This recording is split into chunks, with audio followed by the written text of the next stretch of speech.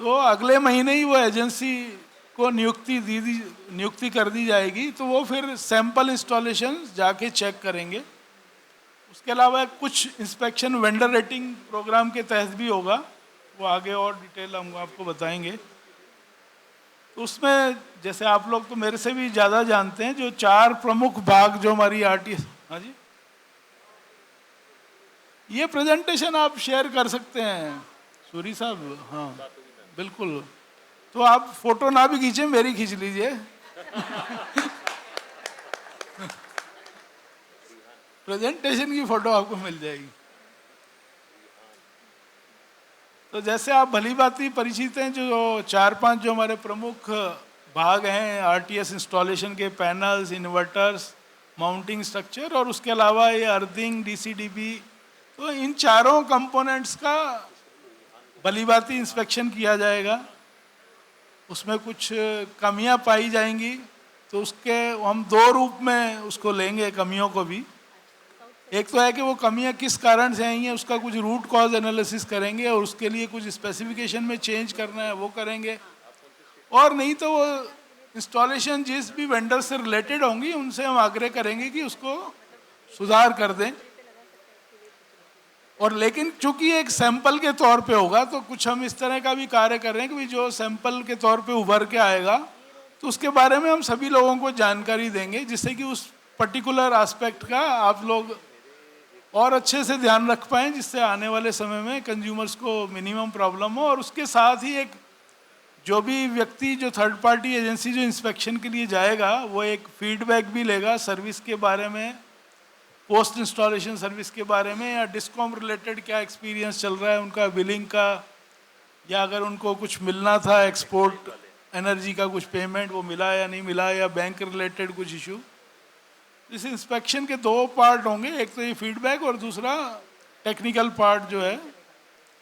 तो ये मार्च में शुरू हो जाएगा, इसी मंथ में जो है नियुक्ति हो जाएगी एजेंसीज की। तो इसके माध्यम से मैं मतलब आपको आगाह भी कर रहा हूँ कि आप अपना इंस्टॉलेशन का जो है ज़्यादा से ज़्यादा अच्छे तरीके से करें, इससे कम से कम कमियाँ पाई जाएं। हमारा ऐसा कुछ अभी तक मकसद नहीं है कि हम किसी को मतलब दंड लगाएंगे, उसको एक थोड़ा पॉजिटिव रीम में कि उसको कैसे और सुधार करेंगे, जिससे देश में, क्योंकि आप सभी जानते हैं कि ये जो सिस्टम लग रहा है ये हमारा फ्रिज टीवी की तरह नहीं है, भाई 5-7 साल चला और उसके बाद हट जाएगा। आज भी कंज्यूमर आपसे ये कुछ पैसे लगा के लग रहा है तो उसको लग रहा है भी 20-25 साल तो ये चलेगा।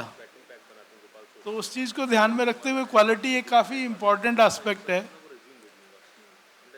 और इसी क्वालिटी और मतलब ट्रांसपेरेंसी या अकाउंटेबिलिटी लाने के लिए अमंग्स द वेंडर्स एक वेंडर रेटिंग सिस्टम की गाइडलाइन, तो हो सकता है आप सभी लोगों ने पढ़ी होंगी जब जारी हुई थी, तो वो अभी ये पोर्टल 2.0 लॉन्च होने के बाद वो भी लागू हो जाएगा। उसमें सिर्फ आपकी इन्फॉर्मेशन के लिए है भी, क्योंकि लागू होने वाला है, तो इसमें वेंडर्स को हमने 3 टीयर्स में डिवाइड करेंगे। टीयर 3 जो सबसे बॉटम मोस्ट है, जिसमें मोर देन 50 और up to 250 installation they will be categorise as tier 3 vendors, और उनकी रेटिंग 0 to 5, जैसा आप अमेजॉन या गूगल पे देखते हैं 0 to 5 का रेटिंग होगा, और वो पूरा कंज्यूमर फीडबैक पे ही आधारित होगा। जो अभी आपने देखा होगा पोर्टल 1.1 में भी कंज्यूमर से फीडबैक लिया जा रहा है, तो हर क्वेश्चंस के एक्चुअल में स्कोर है, उससे बैकग्राउंड में अभी भी रेटिंग कैलकुलेट हो रही है, पर वो भी डिस्प्ले नहीं की जा रही। तो अभी शुरुआत में सभी वेंडर्स जिनका भी 51 इंस्टॉलेशन या ज़्यादा है, टीयर 3 की तरह हम उनको रेटिंग करेंगे, और जैसे ही ये क्वालिटी एजेंसी आ जाएंगी तो आप देखेंगे टीयर 2 में जो 250 से अबव हैं या 1500 तक हैं, उसमें फिर आपका जो क्वालिटी असेसमेंट होगा, जो फील्ड में आपका 5% सैंपल लिया जाएगा हर एक वेंडर का, जो भी अपना टीयर 2 में रेटिंग करवाना चाहते हैं, तो उस पर आधारित होगा। तो बराबर मार्क्स हैं, कंज्यूमर फीडबैक के मार्क्स होंगे, क्वालिटी असेसमेंट के होंगे, और तीसरा एक टेक्नो फाइनेंशियल असेसमेंट भी होगा, जिसमें आपका टर्नओवर या लास्ट 3 ईयर्स में आपने कितना इंस्टॉलेशन किया, आपकी कितनी वर्कफोर्स है, वो कुछ पैरामीटर्स ऑलरेडी डिफाइन हो गए हैं, आगे आने वाली स्लाइड्स में। सिमिलरली टीयर 1 में भी जो रेटिंग होगी वो तीनों कंपोनेंट्स पे होगी, कंज्यूमर फीडबैक, क्वालिटी असेसमेंट और टेक्नो फाइनेंशियल। तो अभी शुरुआत में सभी वेंडर्स को टीयर 3 की तरह रेटिंग किया जाएगा, तो कंज्यूमर देख पाएगा कि भाई आप 5 स्टार रेटिंग है या 4 स्टार रेटिंग है। तो इसके माध्यम से हम चाहते हैं कि एक मतलब सकारात्मक प्रतिस्पर्धा भी होगी आप लोगों के बीच में कि भाई मेरा जो एक्स साथी है उसको 5 स्टार मिल रहा है, मुझे 4.7 क्यों मिल रहा है। तो एक हमारा उद्देश्य यही है कि भी स्वस्थ प्रतिस्पर्धा स्थापित हो, अकाउंटेबिलिटी भी आपकी बढ़ेगी, क्योंकि आपको पता है कि अगर आपने कुछ कार्य अच्छा नहीं किया है तो उसका रेटिंग पे प्रभाव आने वाला है। तो आज भी जब भी हम कोई छोटे रेस्टोरेंट में खाना खाने के लिए भी जाते हैं, ऑर्डर करते हैं, तो रेटिंग जरूर देखते हैं। तो ये तो बहुत बड़ा काम है उससे, जिससे हमको 20-25 साल तक साथ रहना है। ये वो वेंडर रेटिंग के जो मैं आपको बता रहा था, तो पहला जो ये वाला जो पार्ट आप देख रहे हैं, इसमें जैसे 50 मार्क्स का टोटल ये है पार्ट, तो उसमें इस तरीके से 50 मार्क्स को डिवाइड किया गया है। एक तो उसका ओवरऑल एक्सपीरियंस है वेंडर के बारे में, फिर उसने ऑपरेशनल मैनुअल ट्रेनिंग बेसिक दिया है या नहीं दिया, सेफ्टी या ट्रबल शूटिंग कुछ बताया या नहीं बताया, उसके 5 मार्क्स हैं, वारंटी सर्टिफिकेट्स दिए या नहीं दिए, उन्होंने कितने लोगों को आगे रिकमेंड किया है, आपको रेफ़र किया है आपकी परफॉर्मेंस को देख के, और पोस्ट इंस्टॉलेशन उनके कितने ग्रीवेंस रहे हैं। इस तरह से इसका अगर आप इस डिटेल में मैं नहीं जाऊंगा, पर आप बाद में प्रेजेंटेशन में देख सकते हैं, हर स्कोर के ऑब्जेक्टिव टाइप आंसर हैं और उस आंसर के हिसाब से आपको मार्क्स मिलेंगे। इसी तरह से क्वालिटी में भी जैसे आपको पता ही है, ये 4-5 पार्ट जो मैंने दिखाया था, तो यहाँ भी आप देखेंगे कंज्यूमर फीडबैक के काफ़ी बड़े मार्क्स हैं। तो कंज्यूमर और वेंडर मैं कहूँगा दोनों ही इस स्कीम के लिए सर्वोपरि हैं, इस स्कीम को चलाएंगे भी वही। और ये लास्ट कंपोनेंट जो है, जिससे मैंने आपको बताया था, एनुअल एवरेज इंस्टॉलेशन कैपेसिटी है, आपने ऑन जॉब ट्रेनिंग कितने लोगों को दिया है, वेंडर्स के पास अपना कुछ आईटी सिस्टम है या नहीं है ट्रबल शूटिंग के लिए या कंप्लेंट्स के लिए, इवन आपके कुछ financial like profit indicating factor भी एक रखा गया है, या आपने कितने रिजेक्शन कर रहे हैं, आपको जो कंज्यूमर कंसेंट के लिए जो आ रहे हैं, ऐसा तो नहीं कि आप बहुत ही ज़्यादा सेलेक्टिव हो गए हैं, 10 में से 8 को रिजेक्ट ही कर देने, सिर्फ 2 के काम कर रहे हैं, तो वो नेगेटिव साइड में जाएगा वेंडर रेटिंग के हिसाब से। वैसे तो वो पूर्णतः आपका बिजनेस डिसीजन होता है। और जैसा कि मैंने शुरुआत में बताया था कि कैपेसिटी बिल्डिंग जो है इस स्कीम का एक बहुत ही प्रमुख भाग है, जो शायद अभी तक उतना सामने वेंडर्स के आया है नहीं आया, मुझे ज़्यादा जानकारी नहीं है, पर इस विभाग के लोगों ने मुझसे आग्रह किया कि क्योंकि आप वेंडर्स के प्रमुख सम्मुख जा रहे हैं तो इस बात को ज़रूर बताएं। तो सरकार के अनुमान से भी 1 करोड़ अगर इंस्टॉलेशन करना है तो आपको लगभग 1 लाख टीम चाहिए, तो टोटल 3-4 लाख लोग चाहिए फील्ड में जो कि इंस्टॉलेशन का काम जानते हो। और उसके साथ साथ जैसा अभी तो हमने देखा भी, हमारा 4000 से जो है हम वेंडर्स की संख्या में 12000 ही पहुँचे हैं, लेकिन हमारा टारगेट इस संख्या वेंडर्स की संख्या को 50,000 तक ले जाने का है, क्योंकि ये क्षेत्र जो है आगे बहुत बढ़ने वाला है। ये सिर्फ पीएम सूर्य घर तक ही सीमित नहीं रहने वाला है। पीएम सूर्य घर तो एक पार्ट है, मैं कहूँगा कि जाओ, जिसमें हम रेजिडेंशियल सेक्टर को रूफटॉप के लिए प्रोत्साहित कर रहे हैं, और उसके अलावा भी काफ़ी इसमें संभावनाएं हैं, उस चीज़ को भी ध्यान में रखा जा रहा है। तो टोटल जो 3 लाख लोगों को ट्रेन करने का टारगेट है, उसमें जो विभिन्न जो संस्थाएं हैं जो इस ट्रेनिंग कार्यक्रम को चला रही है, तो उसमें करीब 2.5 लाख का अप्रूवल भी हो चुका है और 50,000 लोगों को ट्रेन भी किया गया। ये जो विभिन्न प्रकार की ट्रेनिंग जो है, जो आपका सोलर इंस्टॉलर का ट्रेनिंग एक डीजीटी कर रहा है, उसके अलावा नाइस भी कर रहा है, पर नाइस का ट्रेनिंग अभी शुरू होने वाला है इस स्कीम के तहत। नाइस अदरवाइज अपना एक सूर्य मित्र प्रोग्राम पहले से ही चलाता है, और इस स्कीम के तहत भी नाइस को अभी जो है 20,000 और ये 25,000 हेल्पर का भी है। और इसमें से ये वाला कॉलम जो है ये अभी तक महाराष्ट्र का मैंने स्पेसिफिकली लिया था। तो आपकी वेंडर्स की अगर कुछ भी मैन पावर की रिक्वायरमेंट है और आपको अपने ज़िले में या अपने क्षेत्र में अगर कोई ट्रेनिंग प्रोग्राम कराना चाहते हैं, वो भी आप हमारे मुंबई ऑफिस को बता सकते हैं। तो डीजीटी रेस्पेक्टिव इंस्टीट्यूट, डीजीटी के इंस्टीट्यूट जो आईटीआई इंस्टीट्यूट होते हैं वो पूरे देश भर में और पहले हैं, मेरे ख्याल से काफ़ी उनकी संख्या ज़्यादा है। तो अगर आप चाहें कि भी आपके लोकल आदमियों को फ्री ट्रेनिंग मिले और जिनको कि आप जॉब भी दे सकें, उनसे काम भी करवा सकें, तो उस तरह की जानकारी आप हमारे मुंबई ऑफिस को अगर देंगे तो हम उस पर्टिकुलर क्षेत्र में भी ट्रेनिंग का आयोजन कर सकते हैं। और आप में से कुछ जो नए वेंडर्स जुड़ते हैं, अगर उनको एंटरप्रेन्योरशिप रिलेटेड ट्रेनिंग चाहिए तो एक नीस बड करके संस्था है, उसके थ्रू आप ट्रेनिंग पा सकते हैं। तो वो बेसिकली आपको बिजनेस रिलेटेड आपको चीज़ें बताएंगे। तो उनका एक ये स्पेसिफिक प्रोग्राम इस स्कीम को ध्यान में रखते हुए ही बनाया गया है, जो 9 या 10 दिन का उनका ट्रेनिंग। हाँ जी, 9 दिन का है। हाँ, तो इस ट्रेनिंग प्रोग्राम का मैं चाहूँगा कि आप ज़्यादा से ज़्यादा उपयोग करें, या आपके जो इवन एम्प्लॉयज़ हैं जो अगर ठीक से काम नहीं जानते, या आप नए एम्प्लॉय रखना चाहते हैं और उनको पहले ट्रेनिंग करना चाहते हैं, तो उसके लिए यूज़ कर सकते हैं। और ये जो संस्थाएं हैं, उसके अलावा अभी हम कुछ प्राइवेट संस्थाओं से भी प्रपोजल ले रहे हैं जिससे इस ट्रेनिंग को और बढ़ावा दिया जा सके, जैसे टाटा, वारी, टेरी।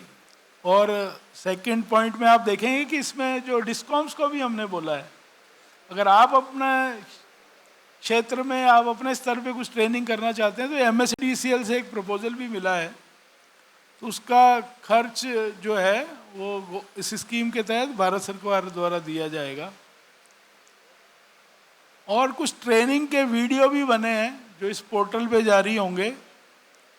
और अगर आप PMSGY का पोर्टल लगातार देखते हैं तो उसमें व्हाट्स न्यू सेक्शन में जितने भी ट्रेंड कैंडिडेट्स हैं उनका नाम, पता, डिस्ट्रिक्ट वाइज हम उसमें डालते हैं, उनका ईमेल आईडी, फ़ोन नंबर भी,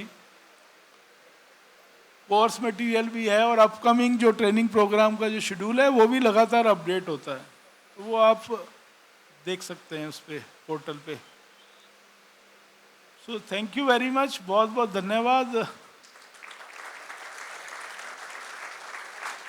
आपने बड़े ही सब्र से इवन लंच के बाद भी मुझे सुना, और बीच बीच में मैं कोशिश कर रहा था देखने की, कुछ रिस्पांस आ रहा था, मतलब सभी लोग अभी जागृत हैं। क्वेश्चन आंसर स्टार्ट करो कि पहले आप लेंगे?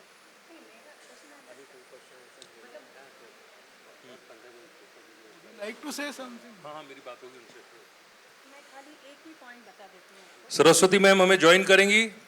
जोरदार तालियां सर के लिए, उन्होंने इतना बढ़िया हमें एंटरटेन भी रखा। कुछ पॉइंट सरस्वती मैम बताएंगी, फिर हम लोगों का एक क्वेश्चन आंसर सेशन स्टार्ट होगा।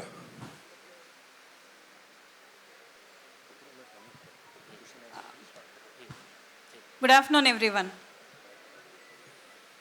मैं थोड़ा गलत टाइम पे आई हूँ लग रहा है मुझे, बिकॉज अभी सर ने तो इतना अच्छा इन्फॉर्मेशन बताया, मैं वो नहीं बताने वाली हूँ। मैं जो बताने वाली हूँ ना, कि आपका एक्चुअल वर्क एग्जीक्यूशन में और एक्चुअल सब्सिडी क्लेम करने की टाइम पे आपको क्या करना चाहिए, और जहाँ पे उसमें थोड़ा छोटे छोटे मिस्टेक्स अगर जो हो रहा है तो उसके बारे में मैं बताना चाहती थी। इसलिए मेरे ऊपर तो गुस्सा मत होइएगा प्लीज़। मैं क्योंकि क्या होता है कि अगर हम जितना भी अच्छा काम करेंगे मगर लास्ट में एक छोटी सी चीज़ की वजह से लेट हो जाता है, और वो लेट होने के बाद फिर वो पूरा काम का बेनिफिट जो वो टाइम पे नहीं मिल पाता है, और it is a series of unfortunate events type का। अगर एक गड़बड़ हो गया वो दूसरे में गया, दूसरे में तीसरे में गया, ऐसा नहीं होना चाहिए। इसलिए मेरा रिक्वेस्ट है। तो अभी तक बर्निंग क्वेश्चन क्या है मुझे पता है, डुप्लीकेट सीरियल नंबर। तो ये डुप्लीकेट सीरियल नंबर वाले इश्यू में मैं और एक बार बताना चाहती हूँ। देखा जाएगा तो करीब 1500 केसेस के ऊपर आपका डुप्लीकेट सीरियल नंबर का इश्यूज़ आया है, जो केसेस हमने डिस्कॉम को रेफ़र किया है। सो एक बार उसका डिटेल्स वेरीफाई होके हमारे पास आने के बाद उसका प्रोसीजर क्या है, मैं that I would like to tell. ये जो केसेस है एक बार MSEDCL से वेरीफाई होके हमारे पास आने के बाद then we will submit those details to MNRE। Because क्या होता है कि फॉर एनी कोई भी एक्शन अगर हम सिस्टम में करते हैं, आप लोगों को पता है it leaves the digital print, मतलब किसने कौन सी टाइम पे क्या डेटा कहाँ पे चेंज किया था, दैट इज़ अवेलेबल। ओके, तो टुमारो एनीबडी कैन आस्क ये पर्टिकुलर डेटा मैंने तो दूसरा डाला था, आपने दूसरा कैसे चेंज किया है? तो where is the authority for me to change the data? No, I don't have that authority. So we follow standard protocol. कैसा है कि कोई भी चीज़ अगर आपको एंट्री कर सकते हैं तो only you can do that entry. जब आपने जो एंट्री किया है उस डेटा को अगर हमें चेंज करना है तो for that we have to follow a certain protocol. So that is what we are going to do. So we will say that these cases और डुप्लीकेट एंट्रीज जो मिला था पोर्टल में and that has been verified now by MSEDCL, जो alternate portal alternate panel details ये है, तो we will get an approval that will be clearly kept on record, then it will be uploaded in the back end by the developer with the proper noting approval everything.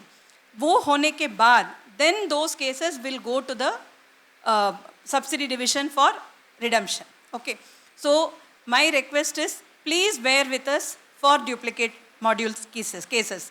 This is number one. Number two, there are certain cases wherein you are not able to submit the application. वो आज सुबह Divyanshu sir ने आपको बताया था, तो you have to wait for portal 2.0 for to entry those details. If your panel serial numbers are correct, then you will be in a position to enter the details in portal 2.0. Okay, so what we have seen so far is क्यों ये information बाहर आ जाता, मतलब वापस आ जाता है आपके पास। एक आपका कंज्यूमर नेम है, कंज्यूमर नेम इलेक्ट्रिसिटी बिल और आपका एप्लीकेशन में सेम होना चाहिए, बट उसका मतलब ये नहीं है कि आपका स्पेलिंग मिस्टेक नहीं होना है, ऐसा नहीं है। एकदम सरनेम चेंज हो गया तो हमें पता नहीं चलेगा कि weather it is the same person, but आपका एप्लीकेशन में फॉर एग्जांपल अब आई एम सेइंग कि मैं सरस्वती चंद्रशेखर, ठीक है, तो मैं अगर लिखते समय सरस्वती सी शेखर ऐसा लिखने से भी ठीक है, पता चलेगा, but then if I write no Vidya, then how do I know whether it is I am both are same persons? No, it is not possible. So application name, applicant name और इसमें जो नाम है please check whether that is correct. Next है आपका bank account details में जो नाम लिख रहे हैं, बिकॉज पोर्टल में अगर आप देखेंगे एंट्री में एप्लीकेशन का नाम भी है, बट बैंक अकाउंट में भी आपका नाम लिखने का प्रोविज़न है। उसमें अगर आप देखेंगे बैंक अकाउंट में क्या नाम है, वो same number same account details आप प्लीज़ चेक में वो उसका कॉपी आप चेक अपलोड करिएगा। एंड IFSC डिटेल्स गलत है, उसकी वजह से वापस आती है, तो please see normally the 5th digit is a number, तो वहाँ पे 0 और वो इसकी वजह से आपका वापस आती है। तो this is one second thing, please see to it. Next है आपका serial number, module serial number and inverter, उसके बारे में तो मैंने आपको बता ही दिया।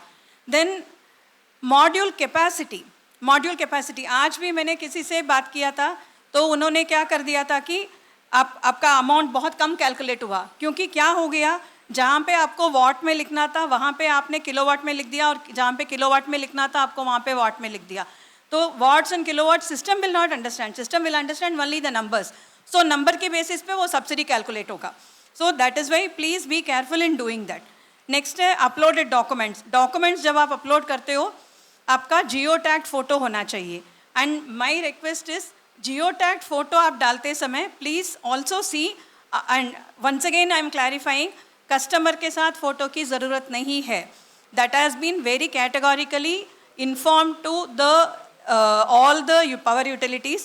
If necessary, once again we will send a mail to MSEDCL also, and maybe in some places it is not, they are not aware of this, but then we through MSEDCL will try to inform all the concern. Okay, so that is one thing. Geotagged photos आपका ज़रूरी है, and then when agreement, electricity bill, ये सब आपका जो proper document आपको upload करने का है, please scan a legible copy of the document and then upload it. So main चीज़ यहीं पे problems होती है आपकी कि जहाँ पे वापस जो आती है. And there are certain cases, RWE Association का आज जो बताया था वो मैं फिर clarify करना चाहती हूँ. आपका RWE Association में सेम बैंक अकाउंट अगर 5 विंग है 7 विंग है, it is allowed. Only thing is सभी एप्लीकेशंस में आप लिखते समय आपका कंज्यूमर नंबर डिफरेंट रहेगा, बट देन आपका बैंक अकाउंट में जो नाम है और वो सब्सिडी पेज में वो एप्लीकेशन वो बैंक अकाउंट डिटेल्स का जो नाम एंटर करते हैं वो नाम सेम होना चाहिए.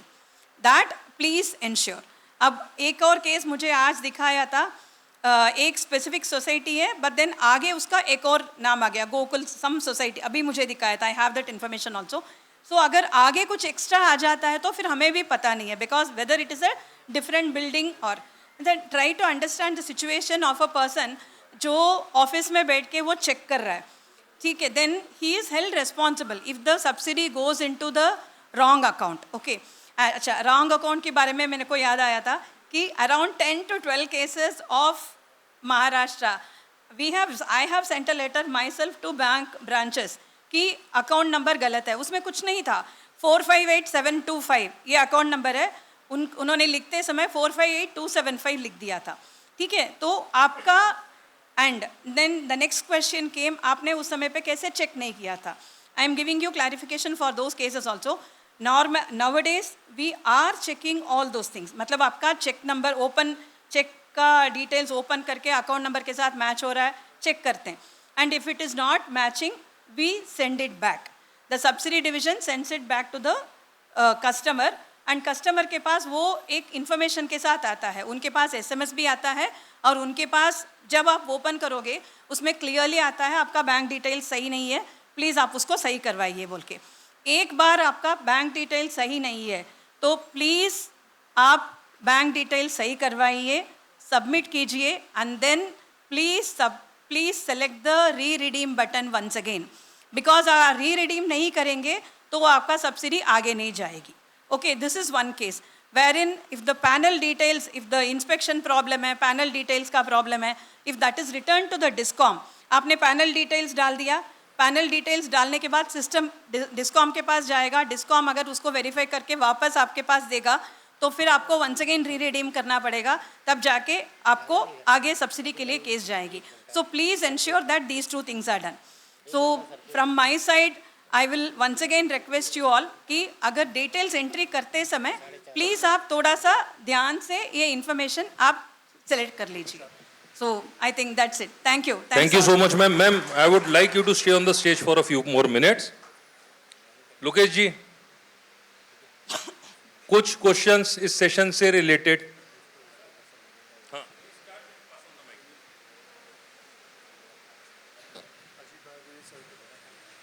हेलो हेलो मैम, आपने जैसे बोला री रिडीम का बटन, कुछ केसेस में क्या हुआ है, बैंक अकाउंट डिटेल्स का जो ग्लिच था उसे करेक्शन के लिए रोल बैक किया गया. अब रोल बैक होने के बाद वो डिटेल्स को हमने करेक्ट कर दिया. जब री रिडीम के लिए जा रहे हैं इट इज़ सेइंग कि it is held on audit, और ऐसे कई केसेस है जो 3 महीने से ऑन ऑडिट है. मैंने कॉन्स्टेंटली मेल डाल के आपको ये चीज़ नोटिस में लाने की कोशिश करी है, बट उसका कोई अब तक फॉलोअप या फीडबैक मिला नहीं है मुझे. नहीं, it is held on audit. Yes ma'am. Okay okay, अच्छा, another thing is I am once again मतलब आप लोगों से मैं माफ़ी चाहती हूँ कि अगर कोई केसेस कुछ टाइम से हो नहीं रहा है तो उसके लिए मैं सच में माफ़ी चाहती हूँ. And then we will try to what to say improve it and then get resolution for those things at the earliest. That is one thing. Second thing is क्यों ऐसे हो रहा है. अभी मैं एक चीज़ आपको फिर एक बार बताना चाहती हूँ कि I think you all will appreciate कि पहले जो भी केसेस था उसमें नॉर्मल टाइम में अगर कोई भी केस फंसा नहीं है उसमें those cases the subsidy is getting release से within 15 to 20 days right now. Okay, these are all specific cases where it has got through a bug or any glitch in the system, it has got stuck somewhere. So actually we are also taking more time to, matlab, it is not possible for us to do it immediately. Maybe that is the reason. I will once again request you to give those cases. My request is in the stall, one or two of our project engineers are there. So because we have asked them to keep a record of all the entries, all the problems which are being reported to them. So that in that case, then one by one, we will revert back to all the queries. Please, my request is once again, please give it there. Thank you. मैं दो चीजें बोलना चाहता हूँ। एक तो हमारे पास stall है ना। दूसरा मैम, एक जब दिव्यांशु सर थे तो एक रिक्वेस्ट आई थी कि फोर्टनाइटली 15 दिन में एक बार सवेरे 9:30 से 5:30 का सेशन हो। पीपल वेंडर्स अपने टाइम के हिसाब से, जरूरी नहीं सब 9:30 बजे आएंगे, या 10 बजे से 5 बजे तक हो। कभी किसी ने ज्वाइन कर लिया, कभी किसी ने ज्वाइन किया, तो ऐसा जो एक सेशन है हफ्ते में एक बार, सुगंधा या आपके यहाँ से कोई भी टीम में से 15 दिन में एक बार वो कर लेंगे तो बहुत अच्छा हो जाएगा। This is my sincere request. एक और चीज़ बोलूँगा मैं, अभी जैसे एक बात हो रही थी कि डुप्लीकेट सीरियल नंबर, तो मैं मेरे ख्याल से एक 10-11 दिन पहले की बात है, मैं सुदीप सर के साथ बैठा था, तो उन्होंने ये कहा था कि अभी कोई तकलीफ नहीं है, डुप्लीकेट सीरियल नंबर अगर किसी का हो रहा है तो आपको बस रिकन्फर्म करना है। आप रिकन्फर्म करेंगे अगर कि नहीं आपके सीरियल नंबर सही हैं तो आपकी फाइल आगे बढ़ जाएगी, और उसके बाद हम लोग जो है एनपीआईए मेरे ख्याल से सब डिवीजन को सजेस्ट करेगा कि जाके जहां पे पहले वो सीरियल नंबर यूज हुआ है देखो, और फिर पेनाल्टी वाला प्रोसीजर।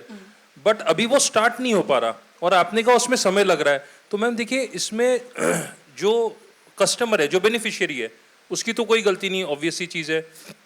वो तो वेंडर को चोर समझ रहा है, वो वेंडर समझ रहा है कि वेंडर ने मेरे यहाँ गलत सीरियल नंबर का लगा दिया। उसका पड़ोसी बोल रहा है मैंने पहले ही कहा था, तू उससे लगा, तूने इससे क्यों लगाया। तो वेंडर की हालत बहुत खराब है। तो मैं चाहूंगा कि इसके ऊपर ध्यान दिया जाए। अच्छा, कोई बड़ी बात नहीं, लोग हम पे भी, वो बेचारे अडानी के डिस्ट्रीब्यूटर पे भी आरोप लगाते हैं कि यार तुम्हारा, वो अडानी ने तो ऑब्वियसली वैसा नहीं किया होगा ना कि वो एक ही सीरियल नंबर के मॉड्यूल 10 लोगों को बेचेगा। तो नाम डिस्ट्रीब्यूटर का, डीलर का, ईपीसी का, सबका खराब हो रहा है। तो इस पे जो सुदीप सर ने कहा था पोर्टल 2.0 में शायद ये आने वाला था, वो 2 तारीख को था, फिर उसके बाद अब 7 तारीख हो गई, और अब आज हम लोग 7 तारीख में खड़े हैं। तो पोर्टल 2.0 का इंतजार न करें, वो केसेस बढ़ा दें। इनकी 2.5 लाख की पीबीजी जमा है, अगर हमारी गलती होगी और उसके ऊपर कोई पेनल्टी होगी तो येस वी विल पे उसको। Please ma'am, because we are scapegoats, we are very very soft targets, हमारी पेमेंट भी रुक जाती है और हमको चोर की नजर से भी देखा जाता है।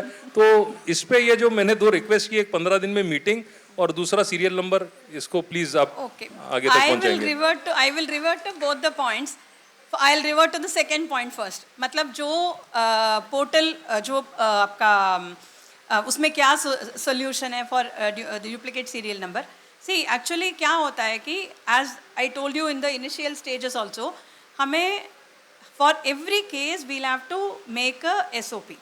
तो वो एसओपी के साथ एमएनआरई से डिस्कशन भी होता है, तो वो हाईएस्ट लेवल पे डिस्कस होके तब फाइनलाइज होता है। तो वो वहाँ पे हम चेंज नहीं कर पाएंगे, जैसे पोर्टल 2.0 आएगा उसी में उसका डिसीजन आ सकता है। मैं मतलब कल सुदीप जैन सर आ रहे हैं, तो फिर मैं आप लोगों को रिक्वेस्ट करूँगी कि आप उनसे भी रिक्वेस्ट कर दीजिए एक बार, and then what we can try to do is we will once again request Sudeep Jain sir और मतलब एमएनआरई कि पोर्टल में भी ऐसा कुछ इन्फॉर्मेशन हम डिस्प्ले करने के लिए बताएंगे। विद दिस 2.0 में ये इश्यू सॉर्ट आउट हो सकता है बोल के, let us try. I am not promising you anything. Ma'am मैंने एक डिक्लेरेशन फॉर्मेट भी दिया था, मैं आपको भी देता हूँ डिक्लेरेशन फॉर्मेट। अगर मान लीजिए किसी वेंडर से उसके सीरियल नंबर डुप्लीकेट दिखा रहे हैं इन्वर्टर के मॉड्यूल के, तो एक डिक्लेरेशन फॉर्मेट, वो डिक्लेरेशन फॉर्मेट भी बहुत अच्छा बना हुआ है। एक फील्ड और एक्स्ट्रा ऐड कर दें, वो डिक्लेरेशन दे कि हाँ मैंने रीचेक कर लिया है, उस बेसिस पे उसका केस आगे बढ़ा दें। सब्सिडी भले ही रिलीज ना हो, केस आगे बढ़ा दें, क्योंकि इफ दिस टेक्स 1 मंथ और 2 मंथ्स ऑफ टाइम, तो जो जनरेशन हो रहा है, पीएम सूर्य अगर बनी इसलिए कि ग्रीन एनर्जी प्रोड्यूस हो, लोगों के 3-3 महीने से डुप्लीकेट सीरियल नंबर के जैसे केस आगे नहीं बढ़ रहे, तो वो तो all the money invested in solar panels, inverter से zero. I do agree, I understand your pain, but then when we are in the system, तो सिस्टम के साथ हमें चलना पड़ेगा। We will try to make whatever best possible solution. Okay, that is one thing. Now this is for number 2. For number 1, I will give another this thing. See, REC के बारे में I think I do not know how many of you know. Okay, REC is a public financial institution. It is an NBFC, non-banking financial corporation. It's a Maharatna company under Ministry of Power. Actually, our main business is financing all power projects. Now, in fact, we are financing the infrastructure projects also, and then renewable energy projects. So, हमारा actually loan book अगर आप देखेंगे it is 5.9 lakh crore है अभी। तो जो अभी इतना बड़ा कंपनी है, इसमें हमारा we are very proud to be part of all governments initiatives also, like RAPDRP में हमारा था, सौभाग्य में हमारा था, DDUGJY में हमारा था। ऐसे rooftop solar is also one of the main things where do we do participate. So other than our main business we are handling this also. तो यहाँ पे मुझे ये issue हो रहा है कि if I want to sit for one full day, that is going to be difficult. What I can do is maybe once in 15 days I can give you half a day time. What we can do is an offline. And then another thing is we have been conducting meetings, but क्या होता है कि that information is not given, not possible, we are not in a position to give it to everybody. हम क्या करते हैं कि normally energy solar associations को बता देते हैं, तो solar association से आगे जाती है। Yes ma'am, we do forward every time Sugandha gives us something, we do forward in so our we group, do yes. that, but then क्या होता है कि during that particular time if people are able to participate, it is okay, your suggestion is well accepted, but then what we can do is maybe every 15th of the month, we can right now fix up a date. Every Ma'am, 15th. any Wednesday, Thursday or any day, rather than date, it may fall on a Saturday or a Sunday. Any second Tuesday or third Wednesday, That is whatever. fine. Something like this, you can communicate. I will. See, what we can do is, as you say, every second Wednesday we can do this, and if it is a holiday, then the next day, that is Thursday, we will do Yeah, it. done, ma'am. So, but then Okay for my all of us? request is, it will be for half a day. From Done, 9:30 to 1, we can keep the session open. From? From 9:30 to 1, Okay. or 10 o'clock to 1, 10 a.m. to 1 p.m. Ma'am, maybe in second half, because in the morning, I think most of ठीक them. है, 2 to 5 is okay for me. 2 to 2 to 5, 2 to 6. 2 to 6, 2 to 6, Done. 4 hours needed. Done. So joint Every- session for all empaneled vendors only, right, ma'am? Every second Wednesday or maybe the Thursday. Every second Wednesday, and if that Wednesday is a holiday, then it will be on Thursday. So every second Wednesday, it will be from 2 to 6 in the afternoon. Thank you so much, ma'am. So moving on to our next question from the audience. Anyone here? Please pass on the mic. हाँ. Madam अच्छा, yes. After. मेरे दो case है। एक सितंबर में मैंने system लगाया था, लेकिन वहाँ पे AEQC का डिपार्टमेंट नहीं था, तो उन्होंने मुझे दिसंबर में सैंक्शन दिया, और दिसंबर के बाद फिर डुप्लीकेट पैनल नंबर का मुझे इशू आया। मैंने डुप्लीकेट पैनल नंबर के लिए अभी जो साकेत जी ने कहा कि एक फॉर्मेट बनाया है, वो फॉर्मेट मैंने उनसे साइन करके स्टैम्प ले करके मैंने पा लिया, और मैंने आपको REC को सबको मेल किया। उसके बाद में मुझे जब मैंने कस्टमर केयर को फ़ोन किया, तो वहाँ पे उन्होंने कहा कि आप जो AEQC जो फॉर्मेट लाए उनको कहना कि वो हमको मेल कर दे। Okay. लेकिन AEQC का कहना है कि मैं क्या टैग करके मैं उनको मेल कर दूँ। नहीं, देखिए, डुप्लीकेट सीरियल मॉड्यूल के लिए हमने अभी जो बताया वही है, आपको थोड़ा सा वेट करना पड़ेगा, because as I am once again telling you, जो रूल्स एंड रेगुलेशंस है, जो प्रोसीजर्स है, that we have to follow. So please bear with us for duplicate serial number. अभी मैंने इनफैक्ट आपसे मिली भी थी, आपको बताया भी था. So please bear with us for some more time. ठीक है मैम। मैम 2 कस्टमर है जो ओल्ड कस्टमर है, जिनकी सब्सिडी पोर्टल पे बताया कि रिलीज़ हो चुकी है, उनका डिटेल भी है, डेट भी है, बट कस्टमर के अकाउंट में जब चेक करते हैं तो उनके वहाँ पे कोई ऐसी सब्सिडी क्रेडिट नहीं हुई है. इसके बारे में सुगंधा मैम को भी इन्फॉर्म किया था, उनको भी बताया गया है, और मेल भी किया है बहुत से टाइम, बट उस पर कुछ रिप्लाई भी नहीं आया, और कस्टमर यानी ऑफिस में आके ना परेशान करते क्योंकि उनकी सब्सिडी उनको मिली नहीं है. अकाउंट नंबर हमने चेक किया है, सब करेक्ट है, नेशनल पोर्टल करेक्ट है, और उनके बैंक डिटेल से वहाँ से भी चेक किया है. प्लीज़ आप क्लैरिफाई कीजिए, ये फेस स्कीम 5 का है या PM सूर्यगर वाला है? नहीं, ओल्ड है मैम, 23 एंडिंग अक्टूबर 23 का है केस. अक्टूबर 23 का. हाँ, हाँ. सी, अक्टूबर 23 का मतलब स्कीम 5 वाला प्रोजेक्ट है, जिसका अभी तक सब्सिडी रिलीज नहीं हुआ है.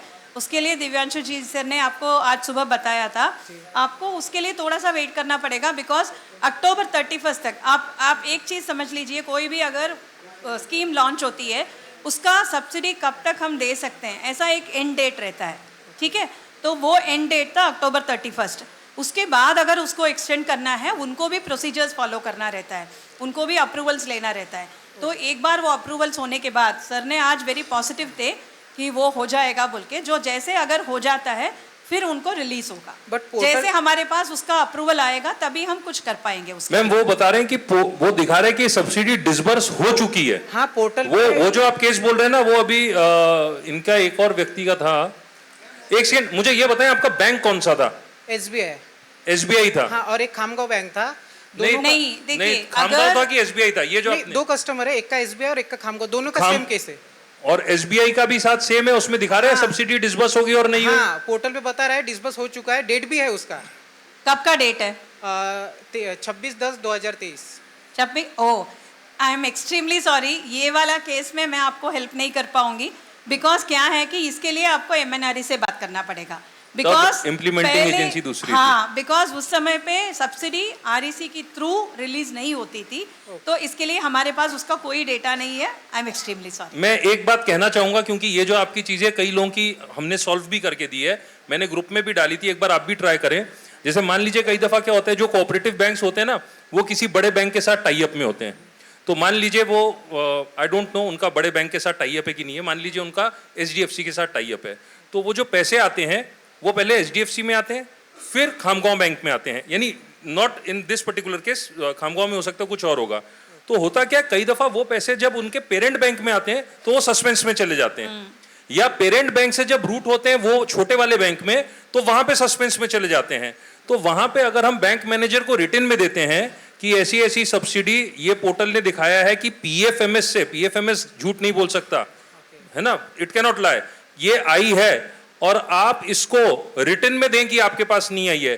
तो जब हम उनसे मुंह ज़बानी पूछते हैं तो बोलते हैं नहीं आई, पर जब हम उनको बोलते हैं कि आप रिटन में दो, तो फिर वो लोग सर्च करते हैं कि सिमिलर डेट को सिमिलर अमाउंट क्या हमारे बैंक में या हमारे पेरेंट बैंक में आई थी, तो फिर वो बोलते हैं कि हाँ आई थी, और वो रूट कर देते हैं। तो ऐसा लेटर अपने जो कंज्यूमर है, जो बेनिफिशियरी है, उनसे सबमिट करवाएं और उनसे रिटन में मांगे। और अगर वो रिटन में देते हैं कि हमारे पास ऐसी पेमेंट नहीं है, ये ना सस्पेंस में ना पेरेंट बैंक में, तो हम लोग फिर से, जैसे हम लोग हर 3 महीने 4 महीने में फॉर्म्स सर्कुलेट करते हैं, इस बार फिर से उसको भी लेंगे।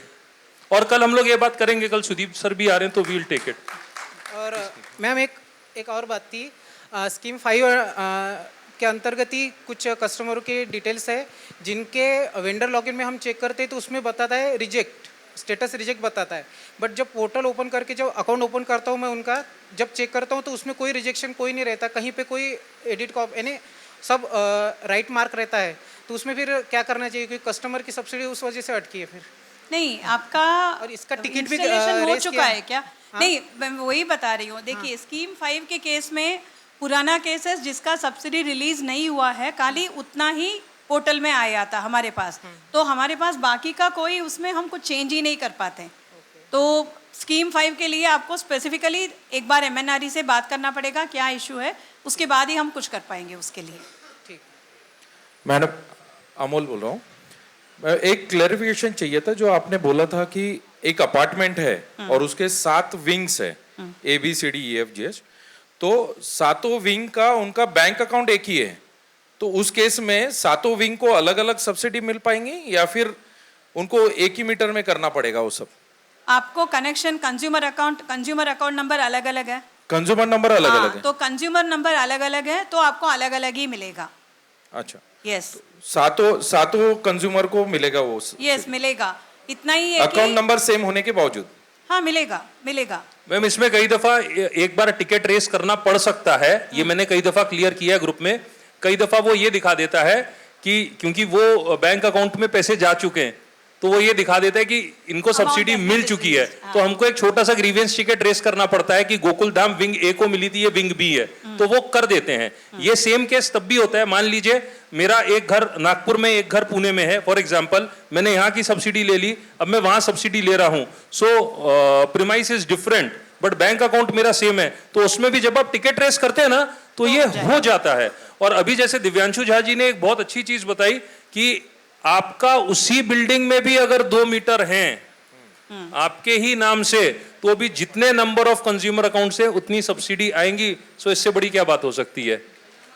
Thank you. टिकट शायद रेस करना पड़े अमूल जी।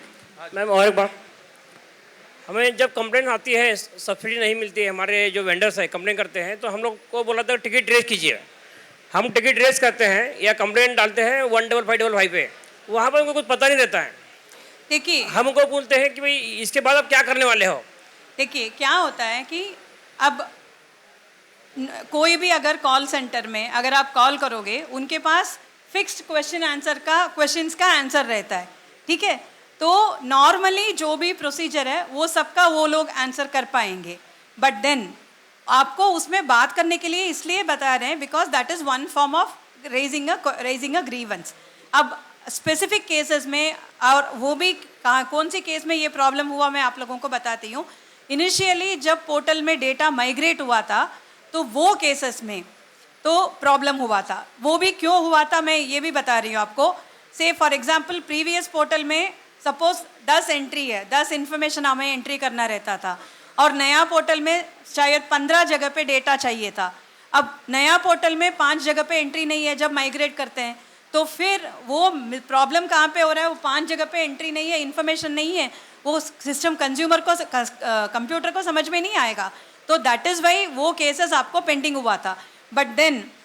बट आपका नया जो भी एप्लीकेशन डाला था वो सब आपको प्रॉब्लम नहीं है। एप्लीकेशन मैम अभी हाल फिलहाल वही बात चल रही है। जब हम टिकट रेस करते हैं, टिकट रेस करने के बाद में जब हमें एक टिकट नंबर मिलता है, हम कई बार आपको भी मेल करते हैं आरएसी को, रिमाइंडर 1, रिमाइंडर 2, रिमाइंडर 3, लेकिन ये कई दिनों से सही चल रहा है, इसका कोई सोल्यूशन ही नहीं मिल रहा है। नहीं, ऐसा नहीं है। देखिए क्या होता है कि there are certain cases wherein system के ग्लिच की वजह से वो कहीं पे एक जगह पे जाके बैठ जाता है, तो फिर हमें एक केस सॉल्व करने के लिए भी we have to go to that IT developer, he will only check everything कि ये क्यों कहाँ पे पेंडिंग है, क्यों आगे नहीं जा रहा है बोल के। इट इज़ नॉट दैट कि हम मैनुअली मैंने उसको इरेजर निकाला, मिटा दिया और निकाल के दूसरी जगह पे लगा दिया, ये तो पॉसिबल नहीं है ना, वो तो सिस्टम के थ्रू जाना पड़ेगा। सो ये केसेस मैं बता सकती हूँ कि मे बी 500-600 केसेस रहेगा, but then it is not 5,000, 6,000 cases नहीं है, it is 500-600 cases may be there, but then we are solving it. But then you have to appreciate that एक एक केस सॉल्व करने के लिए फिर हमें स्पेसिफिकली 2 लोगों को बिठाना पड़ता है, so that is why it is taking time, but rest assured we will definitely solve all your issues.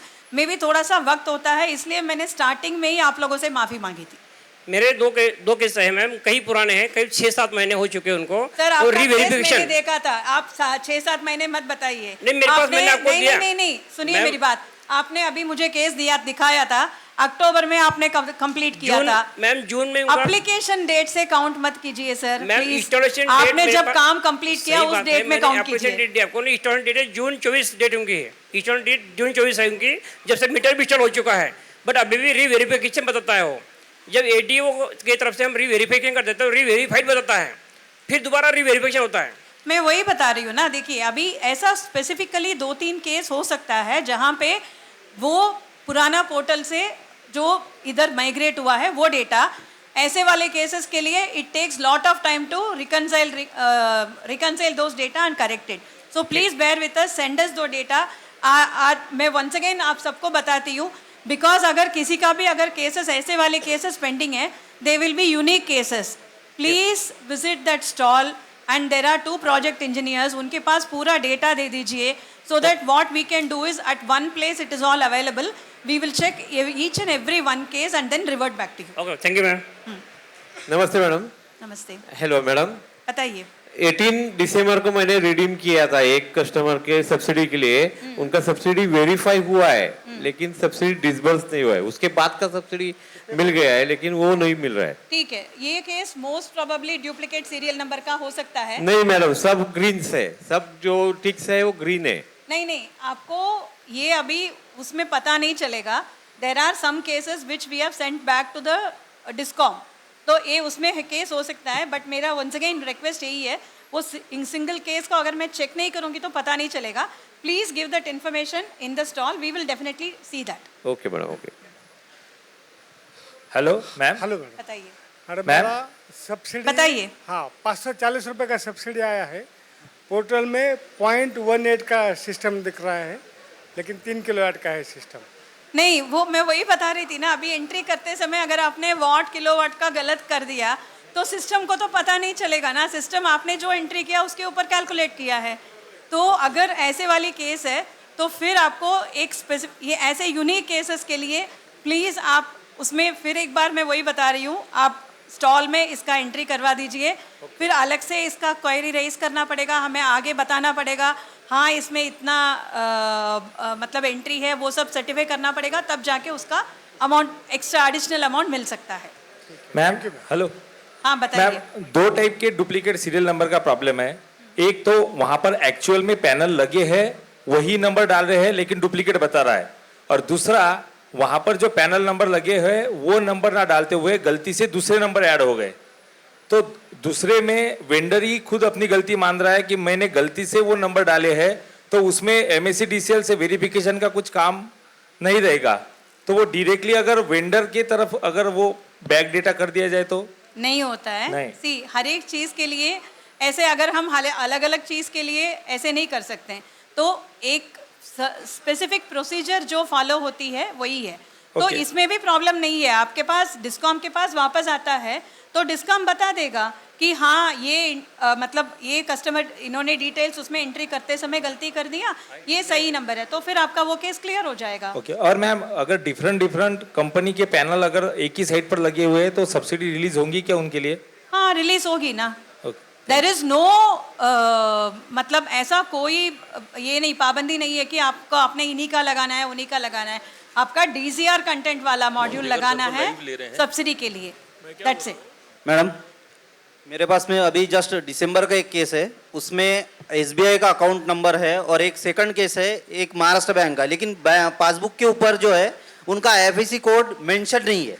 और कुछ बैंक के बैक साइड में, जैसे महाराष्ट्र बैंक के बैक साइड के पेज के ऊपर कस्टमर का फोटो वगैरह बाकी चीज़ें रहती है, और फ्रंट साइड पे उस पर उनका बैंक अकाउंट नंबर वगैरह, लेकिन कोई पासबुक के ऊपर IFSC कोड की एंट्री नहीं रहती है। जबकि हमने मैन्युअली जो डाली है वो सही एंट्री डाली है। 2 बार मैंने डाला है लेकिन दोनों बार वो रिजेक्ट होके वापस आया है। अभी भी उनको चेक कैंसल्ड चेक को आपको अपलोड करना रहता है। बैंक पासबुक अपलोड किया है उन्होंने। कैंसल्ड चेक बताया मैंने, चेक कैंसल चेक में IFSC कोड लिखा, IFSC कोड रहता है उसमें। ठीक है, थैंक यू। देखिए अभी आप अगर एंट्री करेंगे मैनुअल एंट्री, वो कौन चेक करेगा? किसका जिम्मेदारी बनती है? इसलिए हम आपको रिक्वेस्ट करते हैं कि कैंसल चेक अपलोड करिए, चेक में आगे IFSC कोड डेफिनेटली रहता है। हेलो बताइए। मैडम मेरा क्वेश्चन है, अभी थोड़ी देर पहले आप जो बोले कि एक घर के अंदर अगर दो मीटर है अलग अलग नाम पे, तो उसके अंदर दोनों को ही सब्सिडी मिल सकती, मगर MSCDCL वाले बोलते ऑफिस में जो सब डिवीजन में वगैरह बोलते कि एक घर में एक ही सब्सिडी मिलेगी, तो वैसा आपकी तरफ से उनको कुछ लेटर जाने वाला है क्या? देखिए सर, ये अभी आज सुबह दिव्यांशु सर ने बताया था, तो जैसे ऑफिशियल कम्युनिकेशन आएगा हम उसको सर्कुलेट करेंगे। Sir I am on to it. मेरी बात हो गई थी 10-11 दिन पहले जब मैं गया था, तभी बात हो गई थी। इसका लेटर आएगा। डिस्कॉम की भी गलती नहीं है, क्योंकि सोचना सबका ये था कि जब 3 किलोवाट पे सब्सिडी की कैपिंग है तो अगर किसी के 6 किलोवाट लगाने तो 3 किलोवाट के 2 लगा लेगा। But now they are very clear, उन सब्सिडी देनी है क्योंकि जितने नंबर ऑफ मीटर्स हैं, तो उसका एक लेटर आएगा। एक लेटर उसमें 2 से 3 पॉइंट्स और आ रहे हैं, वो जैसी अप्रूवल होता है it will be out. I think कल एक बार फिर से बात करेंगे उस पर, may be with in 4-5 days. अब मेरे ख्याल से स्पेसिफिक केसेस जो हैं वो हम लोग स्टॉल पे लेंगे, और हमारे साथ अभी कुछ लोग और भी जुड़ेंगे। मैम पोर्टल 2.2 इज कंप्लीट, ठीक है? अवतार sir is online. Ma'am 2-3 questions ले लेते हैं, लास्ट 2 क्वेश्चंस प्लीज। मैम बताइए। हेलो मैडम, एक्चुअली मेरा क्वेश्चन इसके रिलेटेड नहीं है, जो रेटिंग का सर ने बताया कि 5 स्टार 4 स्टार या 3 स्टार या जो भी है, 50 से लेके 250 तक या 250 से लेके 500 तक, ऐसा। तो अभी एक्चुअली हम क्या करते हैं, अभी के कस्टमर थोड़े से जागरूक हो गए हैं, तो वो लोग तो रेटिंग देखेंगे तो वो रेटिंग वाले को कांटेक्ट करेंगे। फिर जो वेंडर 50 इंस्टॉलेशन कर चुका है या जो अभी स्टार्टिंग कर रहा है, तो उसका बिजनेस कैसे बढ़ेगा मैडम? नहीं, मैं देता हूँ सर मैं देता हूँ। अभी कस्टमर का फॉर्म कौन भरता है?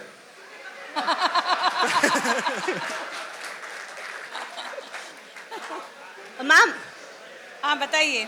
मैम अगर ये रेटिंग सिस्टम होगा ना, तो जैसे मैंने बताया कि इससे एक हेल्दी कंपटीशन भी होगा, तो जिसने भी नया शुरू करा है वो जल्दी से जल्दी 50 पहुंचने की कोशिश तो करेगा। सर वो 50 तक पहुंचते पहुंचते ही तो बीच बीच में गड्ढे खाते खाते ही जाएगा ना, क्योंकि बड़े प्लेयर जो है वो तो अपने आप में ये रहेंगे। ऐसा नहीं है, हिंदुस्तान में हर रोज सेम बिजनेस के जितने लोग ज्यादा आते हैं ना, वो बिजनेस ज्यादा तरक्की करता है, मेरा तो ऐसा मानना है। अगर आप एक बाजार में जाएंगे, अगर वहां अगर 10 लोहे की दुकान है, तो वहां लोहा किसी को भी लेना तो वहीं जाएगा। इसमें एक और पॉइंट है जो बहुत सारे अभी सबको मालूम है, कचरा गाड़ी भी हो रहे हैं ना 40, 42, 45 वाले, ये भी छनेंगे। आपका कस्टमर आप पे विश्वास रखता है, उसने आपको ऑर्डर दिया है, वो रेटिंग आपको अच्छी देगा। नहीं तो मुझे खाली मेरे नोन वाले कस्टमर ही मिलेंगे ना, जो मुझे जानते हैं वही।